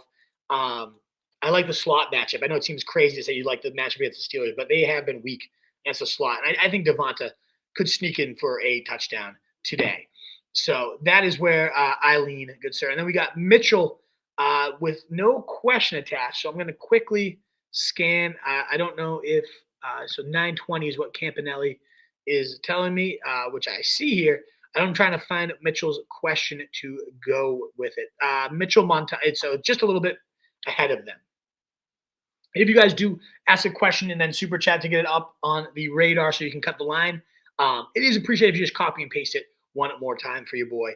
But this one was right above, so I was able to find it. 2 questions for you. A.J. Brown or Thielen at flex in standard PPR leagues. I would go A.J. Brown over Thielen. I love Thielen today. I do. Top 20 wide receiver for me. But again, the squeaky wheel narrative, he hasn't been great. I know it sounds crazy. I agree with you, Mitchell. But the fact that he's asking for it, we've seen this before. Last time he asked for it, 3 touchdowns. They all came also against the Pittsburgh Steelers. I think it's a fault in the loop here, and we're getting ourselves a glitch in the system. We're seeing this again, and we just a couple games removed from A.J. Brown having 23 PPR points. I like Thielen a lot. The floor is actually safer with Adam Thielen here. So if you really wanted to just go floor, let's say your opponent had like Cooper Kupp, you're a 75% chance to win. Yeah, I probably actually would go Thielen and just bank on the guaranteed points. But I'm going to go A.J. Brown for this one. Looking for a tight end helped Kraft or Ertz if Njoku doesn't play for Mr. Mitchell. Mitchell, I lean. So I do go Njoku if he plays. I think the upside is just too high in a good matchup, given the volume he is getting. But if he sits, I'm going to lean Tucker Kraft here. Seattle, middle of the road matchup, nothing to avoid, nothing to be afraid of. And I mean, we've got good production from Kraft since that 0-point dud, 11, 14, 13. Top 12 tight end in 2 of those 3 weeks. Hasn't been outside the top 15. Just like nothing crazy, but very solid. 3 straight double-digit days for the guy. So that's where I am leaning there. So I'd go Kraft. I am like 2 spots above Ertz, who's had a very nice floor himself as well. I'm going to go Kraft, and I'm going to go with A.J. Brown for your question so much. Alrighty. And then we got here another super chat. Thank you again so much, guys. So generous of you. Haven't even gotten to the regular questions because you guys are up to now 27 super chats on the day. And as always, I want to give precedence, as you guys should be able to understand, to anybody willing to pay for the advice. Of course, I'm going to give you guys the floor here and let you cut the line. So thank you again so much. You guys have been so kind and so generous here with my man Mountain Man, who's always supporting your boy and always super chatting. Thank you. A-Wolf, 15 total from Kittle, Kupp, and Jennings. Need some points. Aaron Jones, yeah, not a good start. So good context to have. And again, this is a good example for everybody else asking your questions in there. The context is so greatly appreciated. So I know if you're a heavy underdog, heavy favorite, it does tilt in some of these. It can be the deciding factor. So that context is great. And of course, continue to let me know where you guys are commenting in from. I do love to know where the show is getting out to. But yeah, we need some points here. No doubt about it, Mountain Man. Tough blue balls of a Thursday night football game. No doubt about it. Aaron Jones, Dowdle, or Cook. St. Brown or JSN. And then differently, Lamb, Metcalf, and A.J. Brown. All right, let's dive in. Who has the biggest ceilings here? I do lean Dowdle. It might feel like his ceiling is capped in a Cowboys offense, but nobody's ceiling is capped when you're facing the Carolina Panthers. This is genuine 25-point upside. And Aaron Jones obviously so explosive, such a high ceiling. We've seen multiple 20-point days out of Cook. But the Detroit matchup's tricky. Chicago, mediocre matchup for the running backs. But give me Dowdle. Give me Dowdle in this one. I just cannot turn down that Carolina matchup. If you're looking for upside, that is where I lean. And then in terms of the wide receiver position, I got to go St. Brown. You're looking for upside, and I think this is where usually it's been a floor season really for St. Brown, but there is a ceiling there. The last time that this team was forced to throw, their season high in pass rate is just 56%. So we have not really got them pushed to the point where they really have to chuck it. But we've got an 18-target day for St. Brown. That was against Tampa Bay. That was one of the highest pass rates we had for this team when they were playing from behind. Other than that, I mean, look at what he did against Jacksonville. 11, 161 and a touchdown, 39. Like, St. Brown's the type of guy that can really dig you out. So can JSN. I mean, he's got a 30-point day not too long ago either. But I got to go with the safety of St. Brown. And this is Buffalo, a good overall pass defense, but they are a slot funnel. They are much weaker against slot receivers. Just look no further than what Puka Nacua did against them. Shootout-style game. That's the type of game environment I want to lean into where I'm chasing points. So give me St. Brown. Give me Rico Dowdle in that type of matchup. Those are where I'm leaning. And then in terms of your different league, I think Metcalf's the easier cross-off here, just because, again, JSN's been better. And then we get down to Lamb versus A.J. Brown, and I slightly go A.J. Brown here. Lamb's been fine. Cooper Rush is playing better ball. 21 points last week for Lamb. You know, that's great, but I keep coming back to that squeaky wheel with A.J. Brown. I think it didn't work for Debo, so maybe we just are getting too greasy with our wide receivers at this point. But I do think A.J. Brown a different player than Debo, and I think he's going to get his today. So I lean very slightly A.J. Brown over Lamb. Very tough one there, Mountain Man. I got those guys within 2 spots of each other in PPR. But for your other question, I do think Dowdle and St. Brown are the better options, especially with you chasing points. But I probably would go those guys whether you needed floor or points anyways. They're just the best options is how I look at them, Mountain Man. Great question. Thank you again, week in and week out, supporting your boy. Ryan Rodell, full PPR. Pick 3, Kamara, Waddle, Shakir. Thank you, Ryan, for your support. Up to 28 super chats on the day. You guys are phenomenal. Full PPR, pick 3. So we got Kamara, Waddle, Shakir, and Sincere McCormick. I'm going with the first 3. I love Sincere today. But man, like, and love is a pretty big stretch. I don't love the guy, but I do like what I've seen from him. I think he looks very solid. I like a lot of that Antonio Pierce is naming him the starter. He's rewarding the guy that's performing the best, stepping up the most. But to me, the ceiling is going to be capped here. If he scores, yeah, maybe you do have a 15 to 20-point ceiling. But I just look at Kamara, Waddle, Shakir. Those guys the floor is much higher and the ceiling is much higher for all three of these guys. Kamara, good matchup against Washington. I know Jake Hayner at QB is sketchy, but you're looking at 20 to 30 touches, including 5 to 10 targets. I mean, that is beautiful for Kamara. Waddle coming off 3 straight really impressive days, 12 targets last week. I think that game has some sneaky potential to open up. And, of course, Shakir in the highest total game we've had all season. We just saw what happened when you targeted this game environment with Buffalo in a dome. I love it. And I know he's got more congestion coming with Coleman returning and Kincaid returning likely this week. I still got to go with that over Sincere, especially in full PPR, 14 targets last week. He is the move the chains guy and also a big play guy too. So I'm going with Kamara, Waddle, and Sincere. Kamara, Waddle, and Shakir over Sincere is what I meant to say. I like all these options, but I do think the first three also benefit a bit more from the full PPR settings. Abdullah is still working in for the passing game work against Sincere, and if they get game flowed out, there's a lot of risk to him. So I do like Sincere this week, but I think you just got 3 great options ahead of him there, Ryan. Whew, that is 27 super chats, 28 rather, so far. You guys are so kind, so generous, and we're up to about 1,300 of you here live with us. So greatly appreciated to have so many of you here. And again, in this fantasy playoff time, this holiday season, you guys have been so generous and giving so much here. We have about 35 minutes left. Like I said, I'll try to go a little bit over today. It's the fantasy playoffs. I love you all, and I want to make sure to try to get to all, if not very close to all, of the questions. And we just had so many super chats that have kind of stalled us out, which is, again, a great problem to have. And it's not a problem at all. You guys are the best, and you guys that are willing to pay for the advice, of course, get the first cut. But we do need to just make sure to cover some last wide receiver notes. We got Mike Evans in. He should be in your lineups. We got George Pickens out. Obviously, make sure he's not in there. And ultimately, I think Prime was the only one I'd be looking at that I could trust. It's just no receiver last week had more than 3 targets. Van Jefferson led the team in 74% of the routes, but you're not playing Van Jefferson. Lad McConkey, they are optimistic he will play, and he should be in your lineups if he plays because Tampa Bay is a beautiful matchup, and Lad has been killing it. Love that game environment. Definitely targeting that one. No injury for Malik Nabers entering this one. He's off the injury report. Great bet for volume. Hasn't been inside the top 20 wide receivers since week 3. Hasn't been outside the top 20 wide receivers, though. Pretty much all, or top 30 wide receivers, rather, since, even with Tommy Cutlets, Drew Lock, he just gets enough volume to continue to play. And in a good match against Baltimore, I likely am playing Malik Nabers, where I haven't, but a lot of good questions from you guys on that.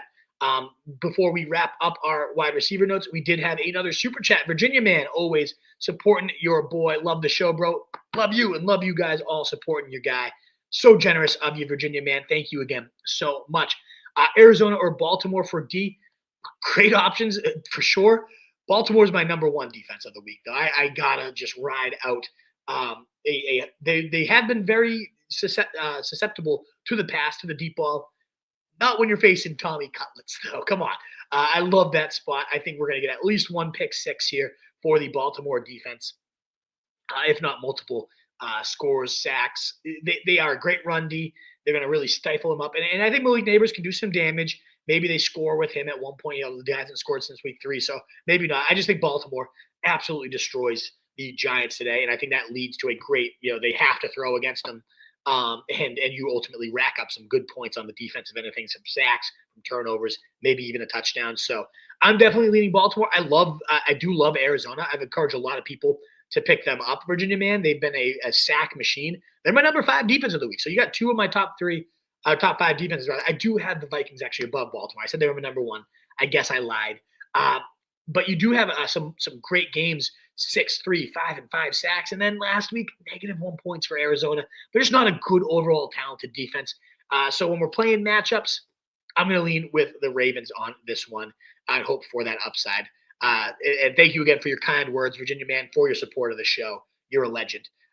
Darth Bond, full PPR pick 2, Sincere, Bigsby, Jay Warren, Kendre Miller, or McLaughlin. Oh, we're getting in the weeds, baby. I like it. I think Sincere, Darth Bond is definitely the best option here, the clear starter, the clear bet for the work. And I'm going to lean Jaylen Warren for the other option. He's been mixing in more and more. And now with no Pickens, a need for somebody to come and soak up some volume, I do think Jalen Warren is your best bet. Bigsby, ETN, just an ugly committee. And I know Bigsby's kind of the lead back there, but if they get game flowed out. Meanwhile, Warren, he's been solid in full PPR. Not great, but like, listen to this floor. 8, 8, 10, 11, 15, 10, and 9, he's already getting decent enough passing volume. He's explosive with the touches he gets. You get him in the end zone one time, he was the running back 11. You get one of those weeks where he breaks one and gets in. You're looking at a potential top 15 running back and a decent enough floor. When you're looking at all these other options, Darth Bond, I got to go with the starter and Sincere, and then a lot of committee backs. Warren, to me, has the safest floor here, even in a tough matchup. This might actually favor a player like him, where you're getting him in space and getting him the rock. And then we had another super chat, again, up to 31 on the day. So kind and generous of you guys, Wolfpack, during this holiday season, during the playoffs. You guys are legends. This is amazing. You guys are the best. Pick 2, half PPR. Higgins, St. Brown, Wilson, and Metcalf. St. Brown's the lock. You got to play this guy. Slot funnel matchup. Bills, good pass defense, but far more susceptible to slot wide receivers. And we saw it last week. There are just game environments where there are tough matchups. You kind of toss them out the window, and this looks like one of them. 55 over under, I believe we might be up to at this point. And I take the over, the top 2 scoring teams, dome game. Yeah, I love what I saw last week, and I see against the Rams and the Bills, and I see a very similar outcome coming here with Detroit and Buffalo. So give me all the pieces I can there. And then I like Higgins a little bit more than Wilson and Metcalf. I'd say Metcalf kind of the distant fourth here with JSN playing better. All of these guys have such huge ceilings here, Jermaine, 21 Harris. But T. Higgins, other than that dud, and I know why that might give you a little reservation. Last week's dud against the Cowboys seemed like a great spot. I'd be a little nervous, sure. But, man, the volume. He's had even more targets in his games with Jamar Chase. He was out targeting him. 12, 29, 15, 18, 30, and 18. That's full PPR, so I'll give you the half because that's your scoring settings. But it's not much far off. 25, 11, 16, 25, 15. And that 3-point dud. I know it's the most recent. I know Tennessee doesn't look like a great spot on paper, but Burrow has just been hammering his wide receivers, trying to boost his boy ups, I think, to get them bigger contracts. And I love it. I'm all about that narrative. So I like Higgins and St. Brown here. Great options. All, high-end wide receiver 2s are better, Jermaine, but I'm going Higgins and St. Brown. St. Brown being the clear lock to me, and Higgins better than the other guys. Both top 10 wide receivers, where the other guys are closer to the 20s for me. Jermaine, thank you again so much for your support. Everybody out there, what a generous stream it has been. To wrap up the wide receiver notes, we do have Keon Coleman in. Romeo Doubs is in today. Hollywood Brown likely to play the regular season. Probably tough to trust, but hey, those of you playing playoff best ball, somebody I like. And then Josh Downs is playing, but tough to trust in a tough matchup against the Broncos with Anthony Richardson at QB. Both pretty negatives there. Not a ton of tight end news, but we do need to be tracking David Njoku. He is questionable, a true game time decision. I don't know if there's been any notes quite yet. Typically, we get those around 11. So we'll be on the lookout for that. So David Njoku, we'll see if he plays. If he plays, I'm playing him. Top 3 matchup for tight ends. 30% target share since Jameis took over. Even more volume in the red zone. So I love me some David Njoku if he plays. But if he's out, yeah, we're going to need to pivot. And a potential option is Stone Smart with Will Dissly out. Evan Ingram is out, so that means Bretton Strange is a potential pivot.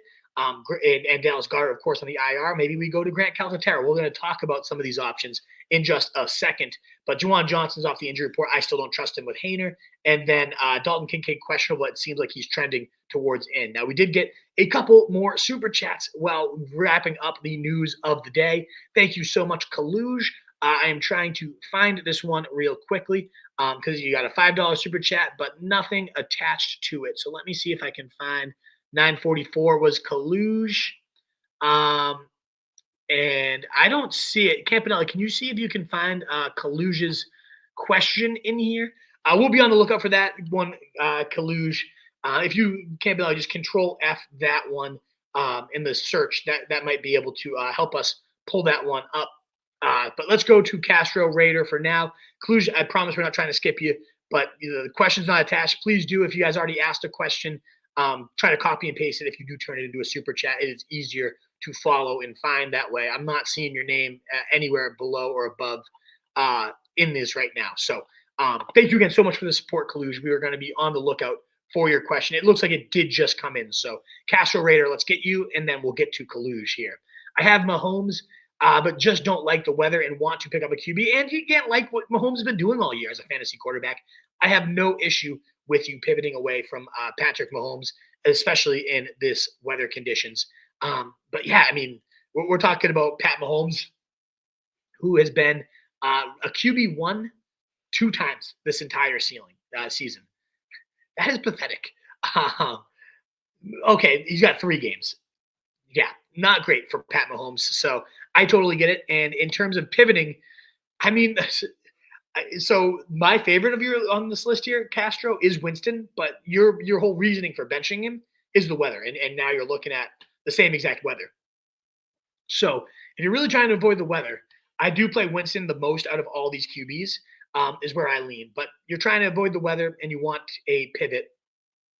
I do begrudgingly think, I was going to say Aaron Rodgers, but screw Rodgers. As much as I like the matchup, like, I don't, I mean, I kind of do think this is like Rodgers' FU game and just kind of wants to prove to the league he's still got it. And while I don't think he still has it, I also think anybody can have it against the Jaguars. So I kind of think we're getting a big Rodgers day today. I lean in very slightly over Drake May. Again, Winston's my favorite of all of these options, including Mahomes. But if you're trying to avoid the weather, then yeah, I would lean going to rather Rodgers. But I do think Winston's the best option. I'll make that clear. But if you're avoiding the weather, yeah, Rodgers would be the way I'd pivot if you really want to avoid the weather there. And then we had Kaluge with your $5 super chat. Thank you so much, Kaluge, for the support. You need 2 receivers, 2 running backs, and 2 flexes out of A.J. Brown, Garrett Wilson, Dowdle, B-Rob, Charbs, Cook, and Bowers. Alrighty, so let's start with so you must not start tight ends, or you have Trey McBride, because Bowers should be locked into most tight end spots today. But hey, maybe you don't play tight ends or whatever that might be.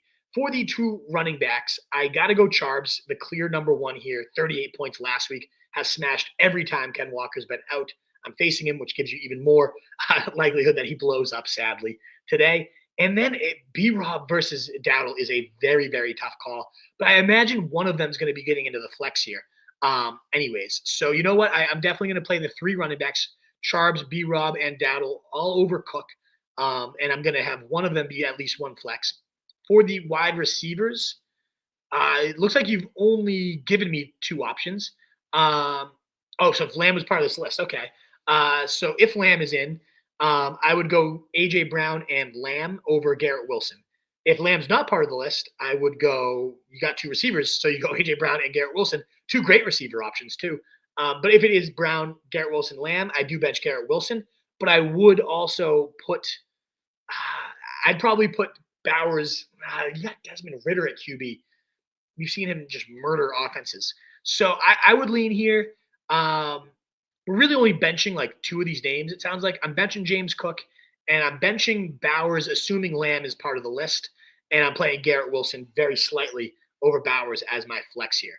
But again, the lock running backs, Charbs, Dowdle, flexing Brian Robinson.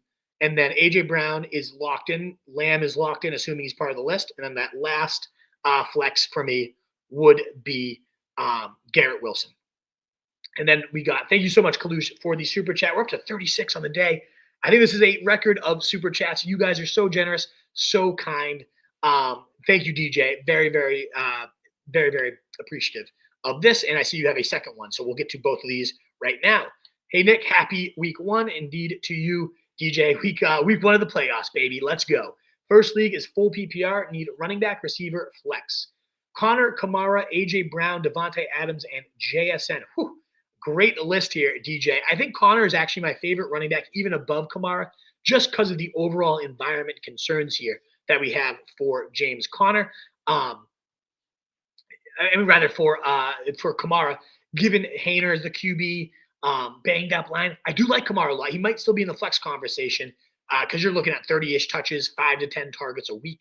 That's tough to volume to turn down. But Connor, with no DeMarcado, more locked into that running back role. You know it as well as I do as a Pats sad, begrudging fan here, that their whole defense sucks. So yeah, I think Connor's in a great spot to dominate as a receiver, as a rusher. We're probably looking at one of those 2-touchdown, like 25-point Connor days. He's going to smash today. And then looking at the wide receiver, I prefer A.J. Brown to Devontae Adams. You got that, and JSN as well. Squeaky wheel narrative, you love it. Tough because Adams has that great matchup against the Jags. Tough because JSN has been so dominant here. But to me, you lock in Connor, you lock in AJB. Last time he squeaked, he got 3 touchdowns, and it was against Pittsburgh. So I like A.J. Brown. I like Connor. Kamara, Adams, JSN, very, very tough flex decision here. All of them kind of benefit from the full PPR. I feel like JSN's volume is the sketchiest of these 3. So if somebody was like going to dud, it'd probably be JSN. I don't think he does. He's been too efficient with all the work. He's talented. Love the guy. But to me, I'm leaning Kamara. Again, 30-ish touches probably on the docket. He's actually gotten more targets in the games without Carr, and Carr's a check down merchant. So I lean the 2 running backs there, Connor, Kamara, and then A.J. Brown would be how I play that one. But DJ, you got so many good options there. I don't think you can go too wrong, but you can obviously be more right. And the 3 I would go are the first 3 you typed in: Connor, Kamara, AJB. Good luck, brother. And let's get to your other league here. Ingram is out, done for the year indeed. Juwan Johnson, Noah Gray, or Stone Smart. And I have this question in case Njoku is out. I am looking at all of these options myself too, DJ. And I personally am leaning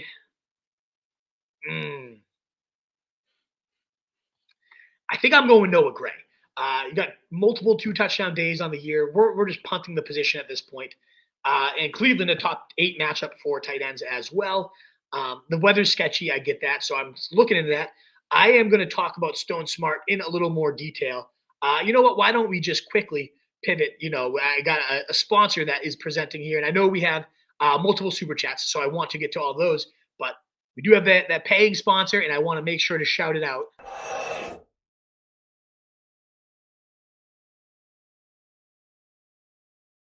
Verlo fantasy sleepers of the week. I'm going to quickly rip through these guys. And I know, again, I'm sorry. I know we have some super chats, so I will do this very fast, but wanted to shout out my boy, Pat Bailey, owns Verlo Mattress in Danvers. Verlos are all across the country, but especially if you're a local here in the North Shore. If you're looking for a mattress, even if you're not, any trouble sleeping, go check out Verlo Mattress. That has been the best night's sleep. I'm not just saying to hype my guy. Like, these mattresses, I don't know what he does, but it's absolute magic. He can make it in your house for you. There's full lifetime comfort adjustments, all that good stuff. But they help us present our sleepers each and every week because they help you get your great night's sleep. Check out Verlo Mattress in Danvers. Check them out online and your social medias. Give them a follow. Your boy would appreciate it. But let's dive into the Verlo sleepers of the week, because we were just talking about Noah Gray versus Stone Smart. And I already was mentioning with Stone Smart earlier, the guy is 226-pound tight end. Normally, like, what, this guy's pathetic. He's light in the loafers here. How's he tight end? It's because he's a pass-catching tight ends. He only has 38 routes on the year. But what has he done with those? A 12.6 average depth of target, a 16% first read target rate, a 21% targets per route run, 2.58 yards per route run, is 98th percentile among tight ends. Now, it's a small sample. So, again, only 38 routes here. But he also played 47% of his snaps from the slot when he's on the field. And when we had Will Dissly knocked out, he played 73% of the routes there. So it seems to me like he's the most natural slide in. We have a little risk because Hayden Hurst is coming back this week. But to me, Stone Smart seems like a very solid pass-catching option. But how do we compare that to Noah Gray, who has seen decent enough volume these last few weeks? So I have a very tough time choosing between these two. I have them neck and neck in my rankings. I do lean very subtly Noah Gray here for the multi-touchdown upside, but Stone Smart, very intriguing, 2,600 on DraftKings as well. One of my favorite sleepers. The only other sleepers, and I'm going to do Jameis and Eli Moore together. They've been on this list together before, and I'm just going to quickly cite the fact that when he has not been facing the Pittsburgh Steelers, Jameis Winston has thrown for 367 yards per game, 47.7 attempts per game in that time span as well. And ultimately, in those games, not against Pittsburgh, he's put up 24, 26, 37 fantasy points in those matchups. So Jameis has been an absolute beast. The weather is not great, so it's a little bit of a concern there. But ultimately, he has been very, very solid, a top 5 QB in multiple times when he's not facing Pittsburgh. And then you got Elijah Moore, who's also benefited from the Jameis explosion. He has 12.5 points in 3 of 6 starts. But again, you rip out the Pittsburgh games, and that becomes 3 of 4 starts, 12, 9, 8, 5, 14 targets across those games. Very, very solid PPR bet. And you got maybe Njoku knocked out here. Certainly no Cedric Tillman. So I really like those two, stacking them up as potential sleepers. And my running back sleeper of the week for Verlo, presented by Verlo Danvers, is Tommy Devito. A career high 8 carries last week, just shows far more explosiveness than Gus Edwards. I think the keys officially get turned over this week in a very solid matchup against the Tampa Bay Bucks. They're a very capable receiver as well. So really quickly, just wanted to again remind you guys, Jameis Winston, Tommy Devito, Eli Moore, and then whether you go Noah Gray or Stone Smart, both phenomenal sleeper options, presented, of course, by Verlo Mattress in Danvers. Shout out again to my boy. Go check those guys out. Tell them the Wolf sent you, and you'll get a nice little discount. Thank you again so much, guys. I know there's a couple super chats, but I had to make sure we have our ad read, and they got to support my guy there with the sleepers segment. So, DJ, hopefully that helped you answer that. I gave you some info. To me, it's not Juwan Johnson with the quarterback change, though. I just don't want to trust a receiver attached to Jake Haener. I have no idea what to expect there. So I'm going to go either Gray or Smart. I gave you some stats on both. You ultimately have the decision. I lean Gray very slightly, but it's very close, DJ, for sure. Giuseppe Russo, Ferguson or Hunter Henry, PPR. I am going to go Ferguson. Definitely seems to be trending the right way. And you got the number one matchup for tight ends against the Carolina Panthers. So I love that one. And then Monty Thielen or Jamo Williams. I got to go for the flex I got to go David Montgomery. I mean, come on. This is Buffalo, a top 4 matchup for running backs. And that game's just going to be so fun. You know they're going to want to at least establish Monty early. Thielen is very close. I would definitely rank them Monty, then Thielen, and Jamo a distant third. I love Thielen, especially with that full PPR setting. Great spot for him against Dallas today, but I got to go with David Montgomery myself. Our Cannabis, what's going on, my guy? With the weather, would you start Otten over Kelsey? I don't think so, and I am nervous because of what we saw, not reacting to the weather enough on Thursday night. It makes me nervous for sure. I just don't think Otten's a good enough pivot to get off Kelsey right now.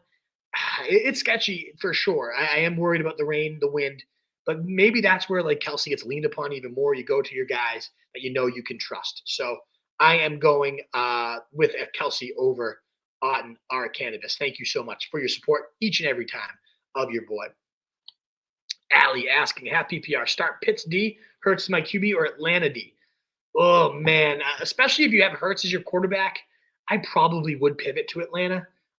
Pittsburgh D has been obviously a rock-solid start all year, but I don't know.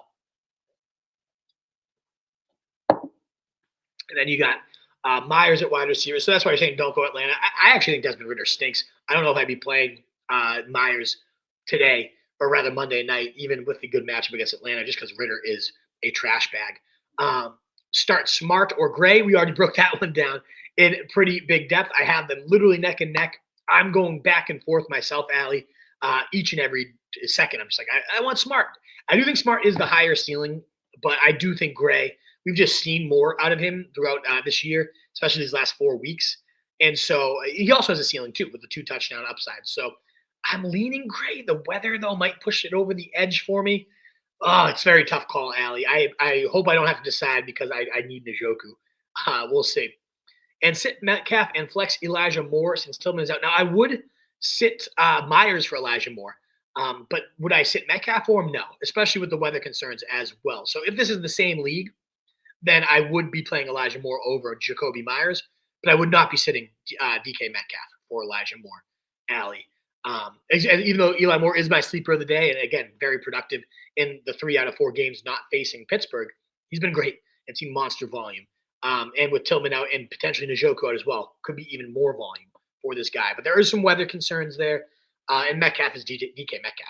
I know it hasn't been the best, but tough to bench him for sure. And then we got Adam Pratt with a questionless super chat. Again, we do try to dig in and find these one for you because you're willing to support your boy. But try to, again, guys, make sure your question's attached because it delays us and it makes it tougher to get to as many questions as we can. But Adam, I found yours. So here we go. Start 2, DK, Flowers, Ladd, Waddle, and BTJ. These guys are all in my same tier here, Adam. And, which means when I do my tiers, it pretty much comes down to who you can you could comfortably start any of these guys over the others, and I wouldn't bat an eye. For me, given that we now have optimism on Lad McConkey, I got to play him against the Bucks. This guy is rock solid. He took the week off last week, should be back to full health. So I do like going Lad McConkey myself over these other guys. I'm actually bumping him up the rankings as we speak. And then I feel like I got to go Brian Thomas. I know Mac Jones, sketchy. I don't know. Is Sauce? I'm going to quickly look up. Is Sauce Gardner? I know he's questionable throughout the week. So let me just check this one here. Sauce Gardner news. Losing is not something I like. He's practiced on Wednesday. Jets defense may be too comfortable. So it seems like he is trending towards playing good to go on all fronts. So does make it a little bit, but he just also has not been nearly the lockdown corner that we have to like completely avoid at him. So I kind of am leaning Brian Thomas, but the Mac Jones concerns are real. I don't love Flowers only because I think they're going to just completely pound them into submission. DK's been a little bit boom or bust. And then Waddle's been really solid these last few weeks. So this is a great question. I'm going to go with Lad and BTJ. They're, again, all in the same tier. All you could justify over the others, but that's who I feel the best in my gut going with. The volume's been too good for both those rookies when they're in, and they're just so explosive and exciting talents there. And then we got Ja Maziz, 45, half PPR, Higgins, Sutton, or Mooney. Ooh, I lean very, very slightly Cortland Sutton out of this one. I bumped him actually this morning above T. Higgins in my rankings. It's just been so lights out, the volume, the production, and Indianapolis a great spot for wide receivers as well. But you just see what Cortland Sutton has been doing this season since that 0-point dud against New Orleans, which up through 5 weeks you probably would never even want to ask about this guy. And then 11, 10, 9, 8, 10, and 9 targets. Whew, what a floor. And then I think we're talking half PPR. So 13, 20, 16, 11, 26, and 13 points. Just such a great floor there for Sutton. Now, Higgins does have a bit of a higher ceiling, John Maziz. So if you had Cooper Kupp and you're a heavy underdog, okay, I get that. But ultimately, I do lean Cortland Sutton with that floor. Coming off a 3-target day for Higgins nonetheless as well. There's definitely a lower floor to Higgins, despite having the biggest ceiling of this bunch. I'm mostly leaning Sutton unless you were a heavy, heavy underdog at this point. Thank you again so much, Maziz, for the super chat here. And then we got Dan Moore coming in. We're at 45 super chats, far and away a record. 35, I think, was our previous record. But you guys are so generous, so kind with the super chats. It is so greatly appreciated. Full PPR, 1 flex, 1 receiver, Breece, Pacheco, Tracy, Shakir, and JMO or DK for my guy, Dan Moore. I am leaning for this one in a full PPR of the wide receiver options. I think I like Shakir the most. Again, 14 targets. I get that there are more weapons coming to feed here with Keon Coleman returning, with potentially Dalton Kincaid returning. But in a full PPR, again, those 14 targets really stand out. Lions have been a great matchup for wide receivers in general, the 3rd most receiving yards allowed on the season. And in these crunch games, we saw it last week, Josh Allen really does like to lean on Khalil Shakir as his go-to guy. So I think, especially in a PPR setting, with that safe bet for 8 to 12 targets, I am leaning with Khalil Shakir, those 19 points, wide receiver 10. Actually, even more in a full PPR last week, 22 points. And really just has not disappointed in a full PPR. 14, 20, 11, 12, 15. 7 was his biggest disappointment in a blizzard, nonetheless, and 22 points. So I think we got a nice track record of Khalil Shakir really being that go-to guy for Josh Allen.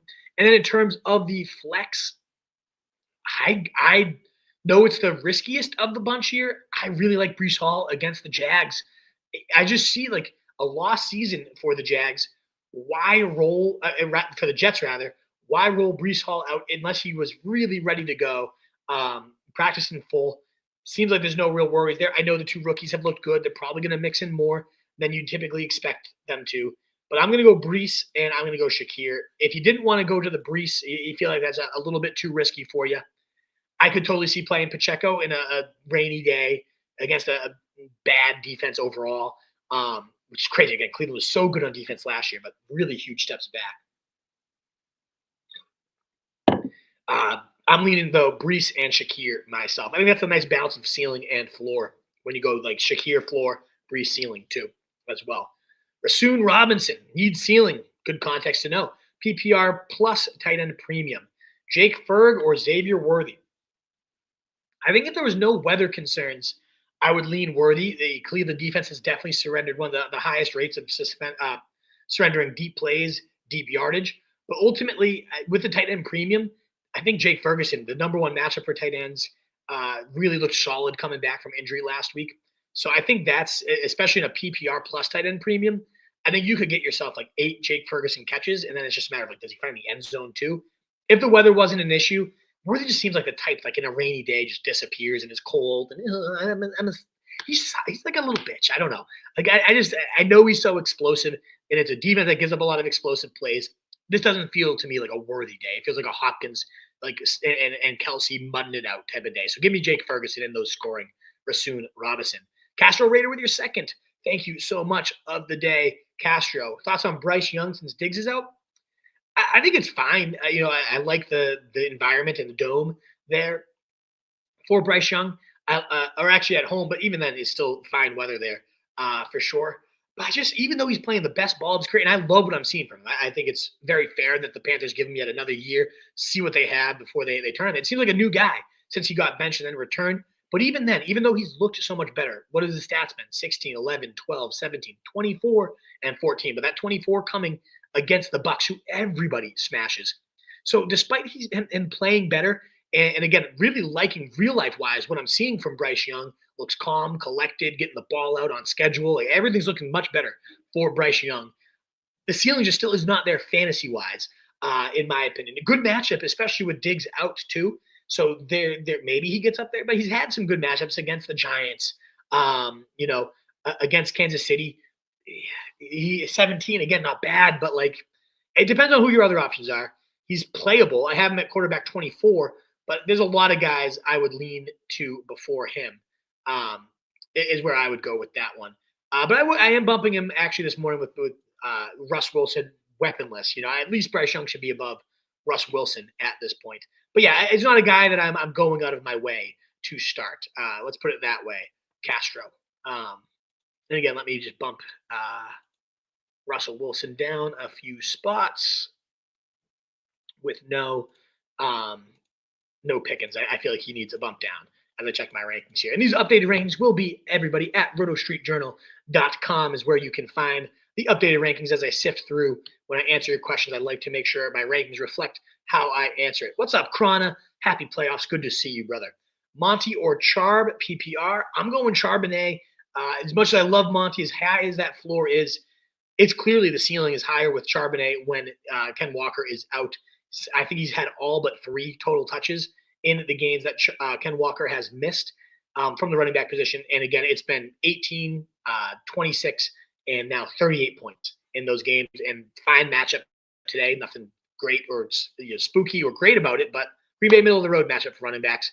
I'm hammering Charbonnet today. He's a clear top 10 running back. And that's, again, loving Monty this week. Pick 2 PPR, Dowdle, Bucky, or B-Rob Jr. So of those, you got 3 great options, but Bucky's by far the riskiest in my opinion. 1, the matchup is a little bit sketchy. But then 2, you got just great matchups for the other guys. And 3, you got the injury for Bucky, where last week, we saw him only get 4 carries. The back tightens up, and they didn't need to. Now, they're going to probably be pushed far more than they were against the Raiders. So I think it's far less likely we get a precautionary sit out of Bucky. But even still, why risk that when you got Dowdle against Carolina, the best possible matchup, Brian Robinson, no Eckler, in a top 5 matchup against the Saints there? You got to love it. So I think both those guys are just in too good of spots to go Bucky. There's no reason to absorb that risk at this point. So I go Marty and I go Charbonnet for those ones. A nice tall glass of Charbonnet. Dakota Thompson, thank you so much for the super chat. We're now 2 hours in, guys. I typically only go for 2 hours, but we've got 46 super chats so far on the day. Unbelievable that I'm even getting asked 46 questions. Never mind the fact that we got 46 paying questions for sure. I did promise I would try to hit as many questions as I could beyond just these super chats. So despite us being already 10 minutes over what I like to go for, I'm going to make sure to fire up a rapid fire segment in just a little bit. I don't know that I'll get to every question though, so I will definitely make sure to clean up the mailbag with the super chats, and then I'll get to as many as I can in a rapid fire momentarily. But thank you again so much for you guys being here. And a free way to support your guy is just a thumbs up button on YouTube, a heart button on Twitter. We got 1,200 of you here.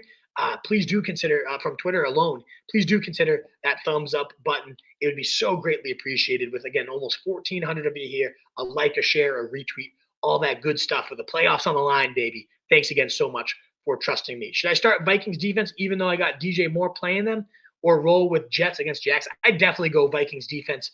Obviously you don't love having players going against them, but DJ Moore can get there. In fact, receivers often do get there against this Vikings defense, a top 3 matchup for the season. And even with them getting there, we could have a great day for the Vikes. The Bears gave up, 8 sacks last week? Caleb Williams holding on to the ball too long, even in the new scheme here. And Vikings have just been so good all year, forcing turnovers. You got them at home against Chicago. I am absolutely rolling them out. They're my number 1 defense for Monday Night Football too. I could see a double-digit day for them in terms of a bunch of sacks, some turnovers, maybe a potential touchdown. I like that. I do like the Jets against the Jacks and Mac Jones, who they've terrorized before. But no, I like Vikings much better. They're my number 1 defense. Maybe I'm going to swap them in the Ravens, but Dakota, I definitely keep riding that out. Thank you so much again for the super chat. Because again, I do think DJ Moore can rack up the yards, the catches, and maybe even score, and you still might get a touchdown from the Vikes, or at least multiple turnovers like we saw last week, 3 turnovers for him. London or Thielen from Steven Youngberg. Very tough question. I do think Thielen is sneakily the safer option with Kirk Cousins looking like such a bag of garbage right now. But gun to my head, I would probably go Drake London because he's also getting incredible volume. He's just younger, fresher, a better talent overall. And the Raiders is not a overly scary matchup. It's just more so Kirk Cousins. How much do I trust him? But we got 13, 7, 16, and 10 targets for him these last few weeks. And I feel like London's due for a breakout here. Man, it's within 4 spots of each other. I really do love the matchup for Adam Thielen. No Trayvon Diggs. Plus you got Bryce Young peppering the guy that he absolutely fed in years past. So I get it. It's definitely safer to go with Adam Thielen in a similar ceiling. So it's not crazy by any means. I mean, part of me just wants to put Thielen above him, but at the end of the day, it's still as good as Bryce Young has looked. We're putting a lot of faith in the Carolina Panthers there. So I'm going to go Drake London. I feel just a little bit better, but they are very, very close here, Steven Youngberg. So that does wrap up these super chats as far as I can see so far. Thank you again, guys. So generous of you. 46, a very, very just unbelievable day, record-setting day to support your boy in the holiday seasons during the fantasy playoffs. It's so generous and it's so greatly appreciated. And it's not unnoticed. So many of you guys repeats week in and week out. It is incredible. Now, as promised, I did want to make sure to get a rapid fire in there. Again, we're already over 15 minutes longer than I typically go. I typically go to 10, but it is the fantasy playoffs. You guys are the best. You've been so generous today that the least I could do is fire up a quick 15-minute rapid fire and just try to mow through as many of these questions as I can. But one last reminder that all this content, before I fire that up, all of our great content is at rotostreetjournal.com. You can find my rankings over there, which will be updated right after the stream and posted on there. I'll tweet them out as well. At RotoStreetWolf is where you can find my personal Twitter. But do check out the website. Do check out all of our great content. And thank you again so much for being here. And if you're new, I see a lot of new names there in the chat. Please do consider subscribing on YouTube, following on Twitter. It would mean so much during this great time of the year, the best time of the year, not the holidays, the fantasy football playoffs. Alrighty, guys, these 15 minutes start now. Let's dive on in. Eric Buckman, what up, dude? From Kai, Flex Stevenson, or JMO Williams. I'm going to go Stevenson. That matchup against Arizona, number 1 matchup last week. Let's go and ride that one. Also, who has bigger ceiling, Herbert or Murray? Murray might have the bigger ceiling, but I would go Herbert myself, Eric Buckman. Let's go Wolfpack now. Breece is playing. Should I start him over MHJ? I would, Bulldog. Riskier, but I would go with it because we got risk to MHJ too. Morning Wolf, Jameis, Richardson, or Stroud. I'm going Jameis. I know the weather's a little sketchy, but as long as it doesn't look too crazy, I'm going to go Jameis, but that's something I will be monitoring for sure.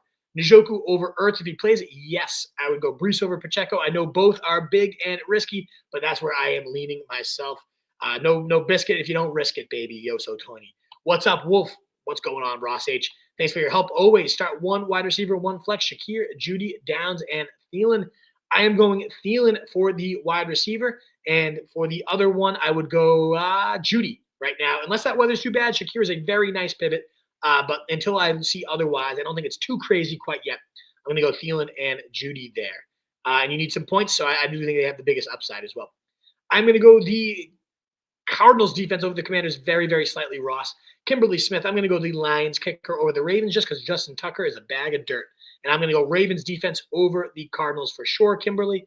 Joel asking Brian Thomas or Darnell Mooney. I'm going Brian Thomas. Joel, I am going to go JSN easily over Westbrook for sure. And then Joel, this is the last one because I got to only do 3 per person in a rapid-fire mode here. Cooper, James Cook, McCormick, Westbrook, Otten play the best team in the league in Stafford laid an egg in Superflex, so needs upside. I think your highest upside case here is James Cook because we've seen multiple 20-point days from him on the year. Bench 1, half PPR, Mooney, Shakir, Thielen, BTJ.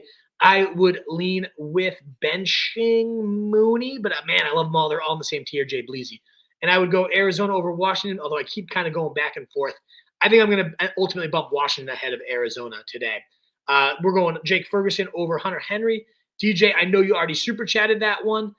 So we already got there. CJ, you super chatted that one as well. So we're going to keep trucking along to Myers or Reed. I'm going to go Reed.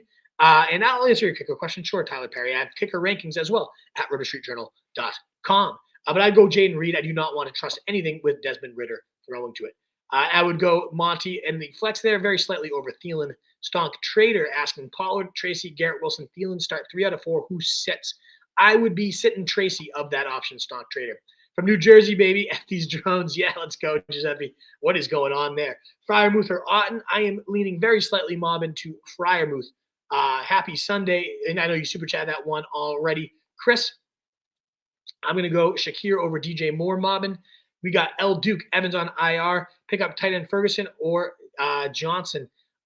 So I would go Ferguson over Johnson for sure. Already had Kyron Williams and Jennings go and face Nakua. So Tommy, you already super chatted that one. So we got that. Nico, you crazy? Yeah, I agree. You got to go Nico Collins for sure. Got killed with Cup and the bagel. Yeah, that sucks. Pass the mic. I would have started him. It's brutal for sure. Swift or McLaughlin. I would go Swift here, but don't love it.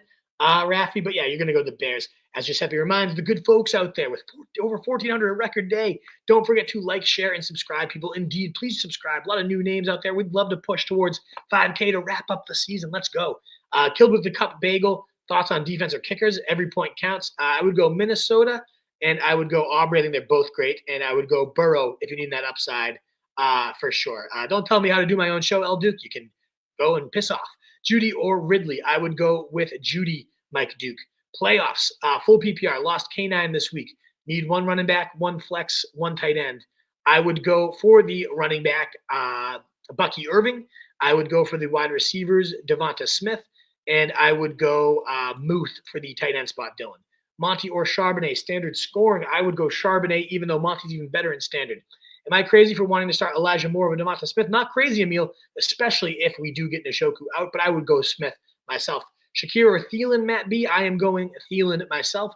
Dowdle, R. White, or Higgins. Pick one, flex full PPR. I would 100%. Great options. Comes down to Higgins or Dowdle for me, but I am going to go Higgins for that one. Can start 2 of Breece, Dowdle, and Thielen. I am going to go Thielen and Dowdle for that one, AP. Need some help if you can. Start 3, MHJ, Waddle, Shakir, Thielen, Devonta, Thielen. I'm going to go Thielen.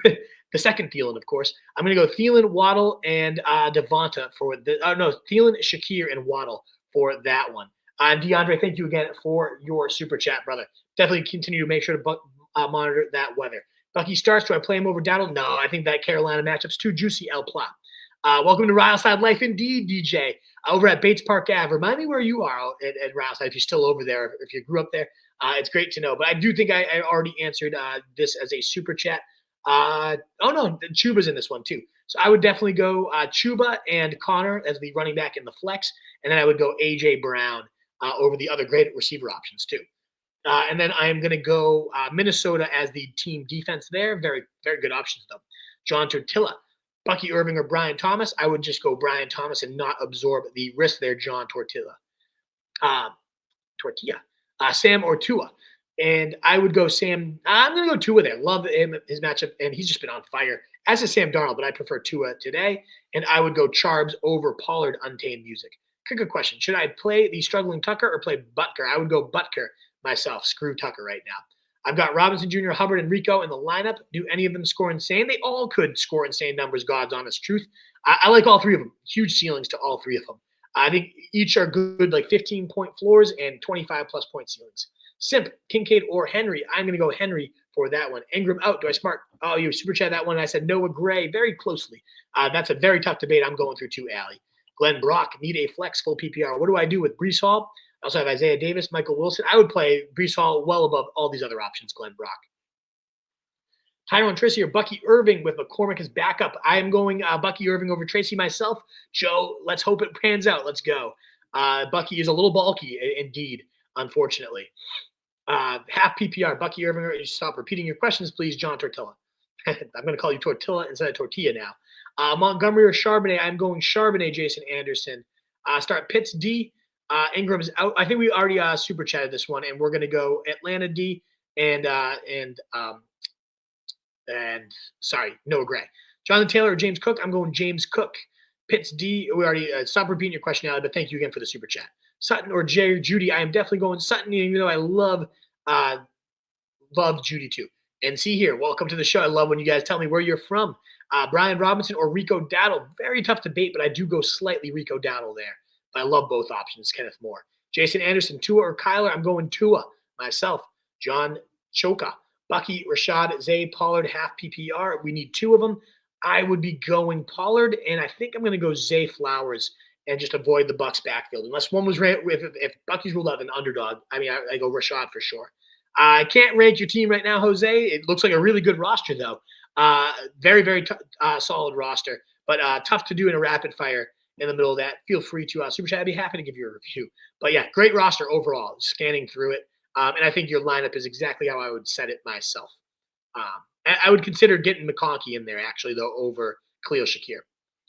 Hey, bud, full PPR. Oh, sorry, Joe. I didn't mean to skip this one. Facing D. Henry and Jefferson, start Lamar and hope that he goes off, or start Donald to offset Jefferson. I would just go Lamar. It's too much upside to pass up.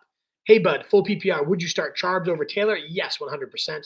And I would start either of those two receivers, if not both of them, over Taylor as well. Now, Tommy, we already answered that because you super chat. Thank you so much for that.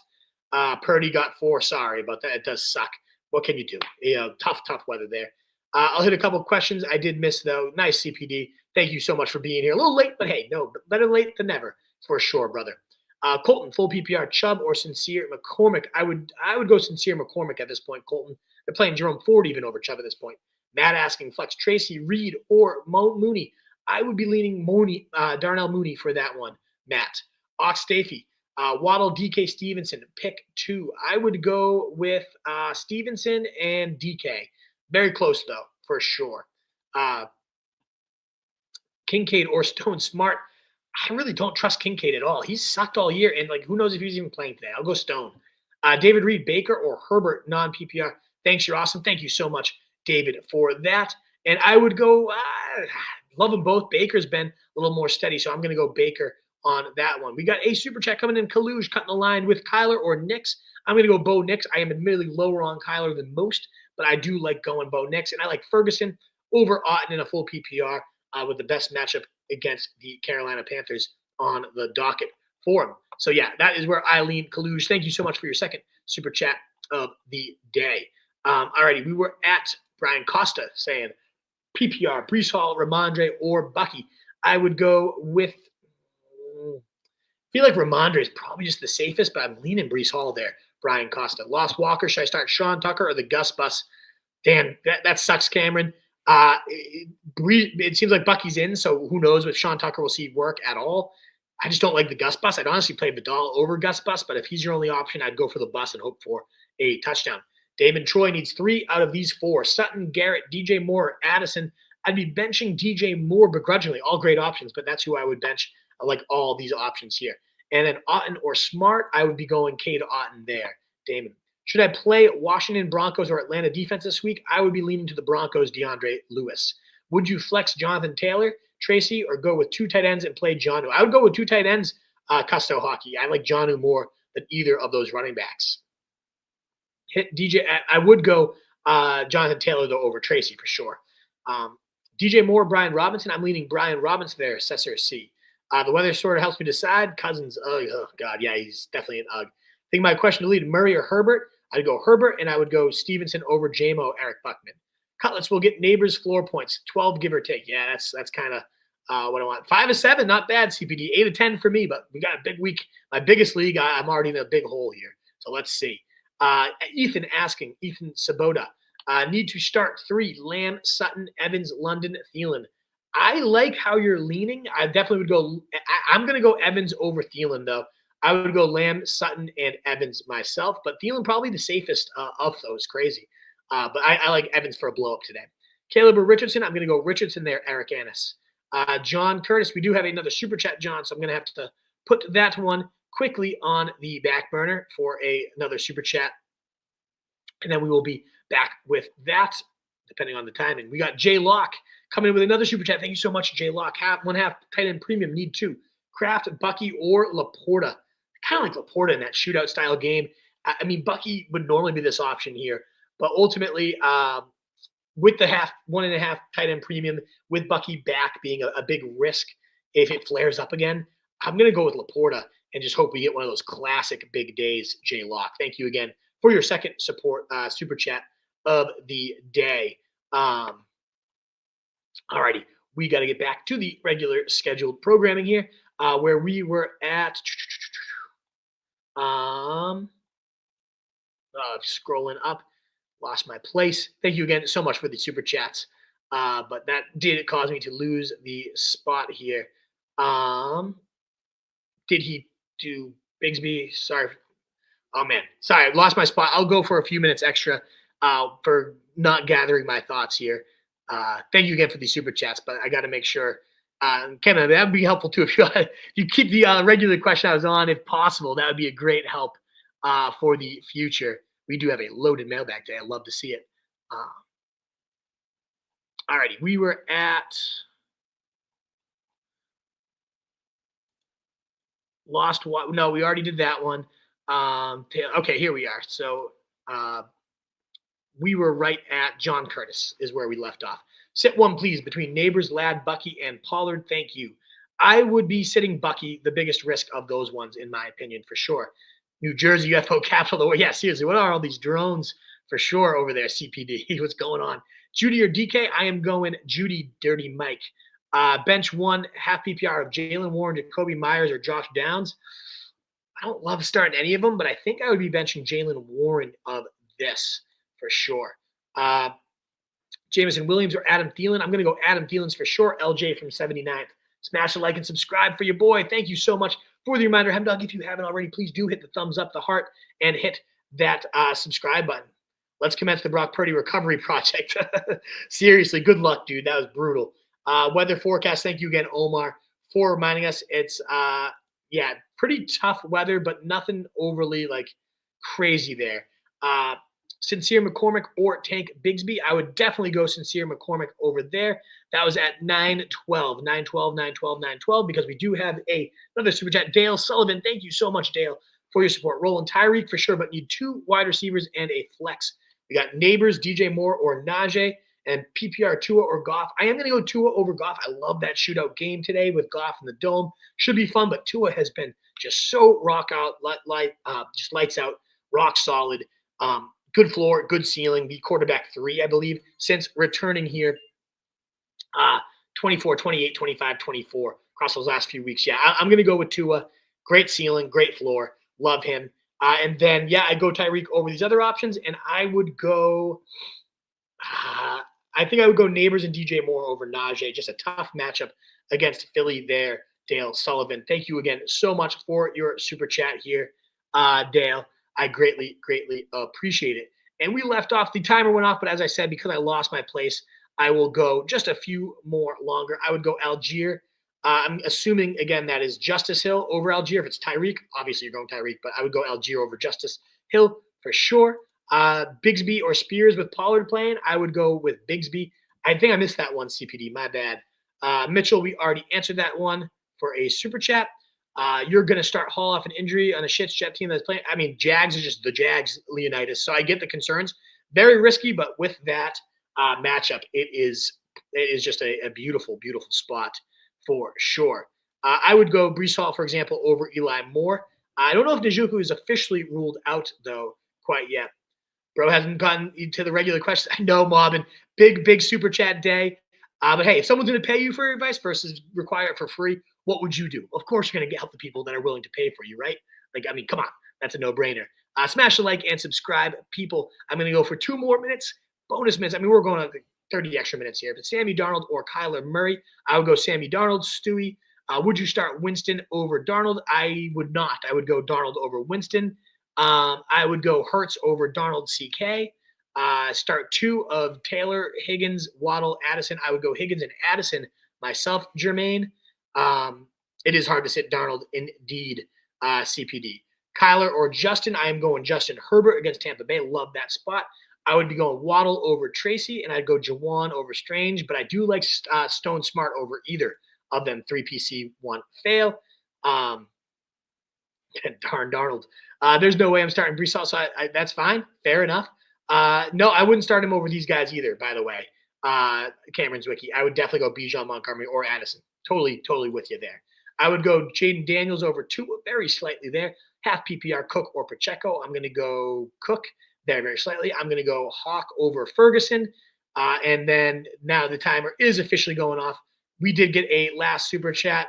So I'm going to answer the super chat for Jose Laredo, and then we will wrap it out. Hey, if anybody else tosses a last super chat in while I'm answering this one, I'll get you, but then we are going to sign off for the day. One reminder for, again, rotostreetjournal.com is where you'll find these updated rankings, all of our great content. You can find me at RotoStreetWolf as well on Twitter. Thank you again for a record-setting 50 super chat day for your fantasy playoffs. So kind, so generous of you guys. I've never seen anything quite like this, so it is so greatly appreciated during this holiday season to support your boy, both by being here, but also financially. You guys are making the second side hustle a real thing. I don't have to get a second job because of you. So thank you guys so much. It's very kind and greatly appreciated. Jose asking JSN, Jerry Judy, MHJ, Hopkins, and Cooper. Pick 3. And again, any other super chats that they come in, I will answer, but this will be the last question otherwise of the day. Jose, I am going to definitely lock in JSN. I am definitely going to lock in Jerry Judy. I think those 2 are tiers above the others. So then it comes down to MHJ versus Hopkins and Cooper, all in that kind of boom bust range that does scare me. I feel like if I'm going boom or busty, I'd rather go with MHJ, whose booms have just been bigger. I love the 14 targets for Cooper last week, but with Coleman coming back, with Kincaid coming back, don't think we can bank on that. And then we got Hopkins looking okay, but in that weather, there's some warts. So give me MHJ, very soft Patriots matchup. But JSN, Jerry Judy, definitely the locks. And then MHJ would be my favorite of the last 3, but they're all in the same tier. So that gets close for me, Jose. Alrighty, guys. Thank you again to our presenting sponsor, Verlo Danvers. Check them out on all your socials. Follow my boy, Pat. He's the man. If you need a mattress and you're anywhere close to Massachusetts, check out Verlo Danvers. Truly the best mattress. Even if you just need a pillow, the pillows are ridiculously comfortable there as well. Tell him your boy, the Wolf, sent you. He'll give you they're already got great sales going on, but he will make sure to hook you up if he knows you're coming from RSJ, baby. But thank you again so much to Verlo Danvers again. Thank you so much to all of you generous people super chatting me. 50 total super chats on the day. Best of luck, guys. Thank you so much. Have a wonderful week 15. Win those fantasy playoffs. We'll be back live next week, hopefully, for your semifinals. You're all there. Let's go, guys. In a world full of fantasy sheep, guys, be the wolf. RotoStreetJournal.com, where you can find all the updated rankings and all of our great content. I'll push those rankings through in the next 10 minutes or so. So be on the lookout for those. And until then, get those dubs this week.